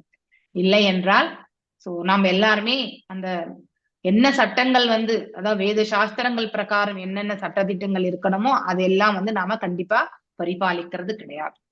So never, they cannot however escape from the law of the Supreme who has clearly declared in Bhagavad Gita. நாம இங்க இருந்து நம்ம தப்பிச்சுக்கலாம், ஆனா இறைவனுடைய இதுல இருந்து, அவருடைய ஆட்சியிலிருந்தும் அவருடைய தண்டனையிலிருந்து நாம என்னைக்குமே தப்பிக்க முடியாது. தண்டனை என்பது நாம செய்திருக்கக்கூடிய கர்ம பலனை நாம அனுபவிக்கிறது தான். அத கண்டிப்பா பகவான் அந்த கர்ம பலனுக்கு ஏற்றவாறு நமக்கு ஒரு பிறவியும் அவர் கொடுக்கிறார் இல்லையா? சோ அதுதான் நமக்கு தண்டனையே. அப்படின்னா அவர் நம்மள ஒண்ணும் துன்புறுத்த போறது இல்லை. அவர் தான் கருணாமூர்த்தி ஆச்சே, அவர் எதையுமே பண்ண மாட்டார். ஆனா நாம செய்த கர்ம பலனை அனுபவிப்பதற்காக வேறு ஒரு உடலை கொடுத்து அதுல நாம வந்து சிக்கி கொண்டு அவஸ்தை கண்டிப்பாக படுவோம் இல்லையா? ஈஷோபனிஷத் வந்து வன்மையாக இந்த இடத்துல வந்து என்ன அவர் வந்து அது வந்து கண்டிக்கின்றது. இப்படிப்பட்ட அதாவது தேவ வழிபாடினால் வரக்கூடிய அதை விட இன்னும் மோசமானது வந்து அருவத்தன்மை உடைய இதுல வந்து நாம திளைத்திருப்பதுதான். இன்னும் மோசமானது எதுன்னா நாத்திகத்தன்மை. அதையும் நாம தெரிஞ்சுக்கணும். Pseudo religion are heading towards the most obnoxious place. அதாவது அப்நாக்சியஸ் பிளேஸ்ன்னா அதாவது அந்த ஏற்றுக்கொள்ள முடியாத ஒரு நிலையில இருக்கக்கூடிய தன்மை. சோ அப்படிப்பட்ட ஒரு இடத்துக்கு வந்து நாம வந்து தள்ளப்படுகின்றோம். சோ நான் மீண்டும் மீண்டும் இந்த இடத்துல பிறவி எடுக்கணும், அப்படிப்பட்ட ஒரு நிலைக்கு நாம வருவோம். ஆனா பிறவி எடுக்கக்கூடிய அந்த இடம் வந்து நமக்கு வந்து மிக மிக மோசமான நிலையில இருக்கும். அப்படின்னா நமக்கு ஞானம் என்பது லோ இன்டெலிஜென்ஸ் லெவலுக்கு நம்ம அதிகமான லோ இன்டெலிஜென்ஸ் லெவலுக்கு வந்து நம்ம தள்ளப்பட்டு இருக்கோம். அட்லீஸ்ட் தேவ வழிபாடுலயே பெட்டர். அதை விட மோசம் எது? மாயாவாதம். அதை விட மோசமானது வந்து நாத்திகம். இந்த 3 நிலைகளை நாம தெரிஞ்சுக்கணும். இதெல்லாமே நாம சிம்பிளி ஃபார் சென்ஸ் கிராட்டிபிகேஷன், அதாவது புலன் நுகர்ச்சி செயல்களுக்காக வந்து செயல்படக்கூடிய தன்மைகள். ஓகே, ஹரே கிருஷ்ணா. ஏதாவது டவுட்ஸ் இருக்குங்களா? சோ அதனால வாழ்க்கையில நாம என்ன பண்ணணும்? இந்த ஸ்லோகத்துல இருந்து நமக்கு என்ன தெரியறதுன்னா, நம்ம வந்து ஆவித்யை வந்து கண்டிப்பா சோ நீங்க எல்லாம் என்ன யோசிக்கிறீங்க அப்படிங்கறத கருத்துக்கள் சொல்ல விரும்பினால் சொல்லலாம். அதுக்கு முன்னாடி நான் ஒரு சம்மரி மாதிரி உங்களுக்கு சொல்லிடுறேன். Vidya is about knowledge about the God and the soul. அதை நாம் கண்டிப்பா தெரிஞ்சுக்கணும். அதனால் நாம பக்குவம் கண்டிப்பாக அடைகின்றோம் இல்லையா? அதை அன்றாட வாழ்க்கையில் நாம உபயோகப்படுத்த முடியும். நம்ம வாழ்க்கையை நன்னிலையில அமைத்து கொள்ள முடியும். மீண்டும் பிறவாத ஒரு நிலைக்கு கூட நம்மளால போக முடியும். இல்லை என்றால் எப்பொழுதுமே சதா சர்வகாலமும் இறைவனுடைய தொண்டை புரிவதற்கான அந்த வாய்ப்பும் நமக்கு கிடைக்கிறது. இது ஃபர்ஸ்ட் வித்யை. வித்யில முதல் ரகம் தேவ வழிபாடு இல்லையா? அடுத்தது நம்ம அருவத்தன்மை. அதுக்கு அடுத்து மோசமானதுதான் அசுரத்தன்மை. சோ இது எல்லாமே நமக்கு, அதாவது டார்க்கஸ்ட் ரீஜன் அப்படின்னா இருள் சூழ்ந்த இடத்திற்கு, இந்த பௌதிக உலகமே இருள் சூழ்ந்ததுதான் இல்லையா? பிரம்மர் படைத்த பிறகு, அவர் படைக்கப்பட்ட பிறகு அந்த தாமரை மலரிலிருந்து அவர் எழுந்து பார்க்கும்பொழுது அவரை சுற்றி என்ன இருந்தது? இருள் தான் இருந்தது. அதுதான் பௌதிக உலகத்தினுடைய தன்மையே இல்லையா? சோ இந்த இடத்துல நமக்கு அதாவது இருளும், அதாவது பகல்ல பிரகாசம், இரவில இருள் என்பது அது நமக்கு இட் இஸ் இன்னெவிட்டபிள். இந்த இடத்துல நம்ம கண்டிப்பா இந்த ரெண்டு நிலைகள்ல நம்ம மாற்றி மாற்றி நம்ம சுழண்டு கொண்டுதான் இருப்போம். எது வரைக்கும் நாம நம்முடைய இருமைகளை எல்லாம் கலையாத வரைக்குமே, எது வரைக்கும் அந்த பாவ புண்ணியங்களை எல்லாம் நம்ம கிளியர் பண்ணாது இருக்கிறோமோ அது வரைக்கும் நாம இந்த இருள்ல சிக்கிக் கொள்ள வேண்டியதுதான். சோ அதனால நம்ம ஆன வரைக்கும் இதுல இருந்து வெளியில வர்றதுக்கான மார்க்கங்கள் என்ன அப்படிங்கறத தேடிக்கொள்ளணும். சோ ஆன்மீகத்தின் பக்தியை கொண்டு நாம பக்தியை எடுத்து நம்ம அந்த பாதையில முன்னேற்றம் அடையணும். அதை சாதன பக்தியை பயிற்சி செய்யணும். இதெல்லாம் நம்ம வாழ்க்கையில அன்றாடம் நாம் செய்யும் பொருட்டு நம்ம இந்த இருளிலிருந்து நம்ம பிரகாசமான நிலைக்கு நம்மளால உயர்த்தி கொள்ள முடியும். ஓகே, வித்யிலிருந்து வித்யான, அதற்கு குருனுடைய அனுகிரகம் தேவை. அந்த வாழ்க்கையில குருவை நாம படிய வேண்டும். we should have குரு நம்முடைய வாழ்க்கையில கண்டிப்பா தேவை. அவருடைய கருணையால் நாம இந்த பிரபஞ்சத்துல நல்லது ஒரு நிலையை அடைய முடியும். அதுதான் ரொம்ப முக்கியம், குருனுடைய கருணை. ஹரே கிருஷ்ணா ஹரே கிருஷ்ணா கிருஷ்ண கிருஷ்ணா ஹரே ஹரே ஹரே ராம் ஹரே ராம். நாத்திகவாதிகள்லாம் இந்த வேதங்களையோ இந்த உபநிஷத்துக்களையோ படிச்சிருக்க மாட்டாங்கல்ல மாதாஜி? அருவவாதிகள் கண்டிப்பா படிச்சிருப்பாங்க, நாத்திகவாதிகள் படிக்க மாட்டாங்க. ஆனா நாத்திகவாதிகள் சில பேர் படிச்சாலுமே அத அவங்க புரிஞ்சுக்கக்கூடிய, அவங்களுடைய புரிஞ்சு கொள்ளக்கூடிய நிலை வேறுபட்டிருக்கு. கருத்துக்கள் என்பது அவங்க கற்பனைக்கு ஏற்றவாறு அதை புரிஞ்சுக்குவாங்க. எல்லாருமே படிச்சிருக்க மாட்டாங்க. சில பேர் படிப்பாங்க, கண்டிப்பா படிப்பாங்க. ஆனா அவங்களுக்கு அவங்க எவ்வாறு புரிந்து கொள்கிறார்கள், அவங்களுடைய விஷனை எப்படி, அஜ்ஞானத்திலிருந்து ஒன்ன நம்ம நோக்கினால் அது எவ்வாறு அவர்கள்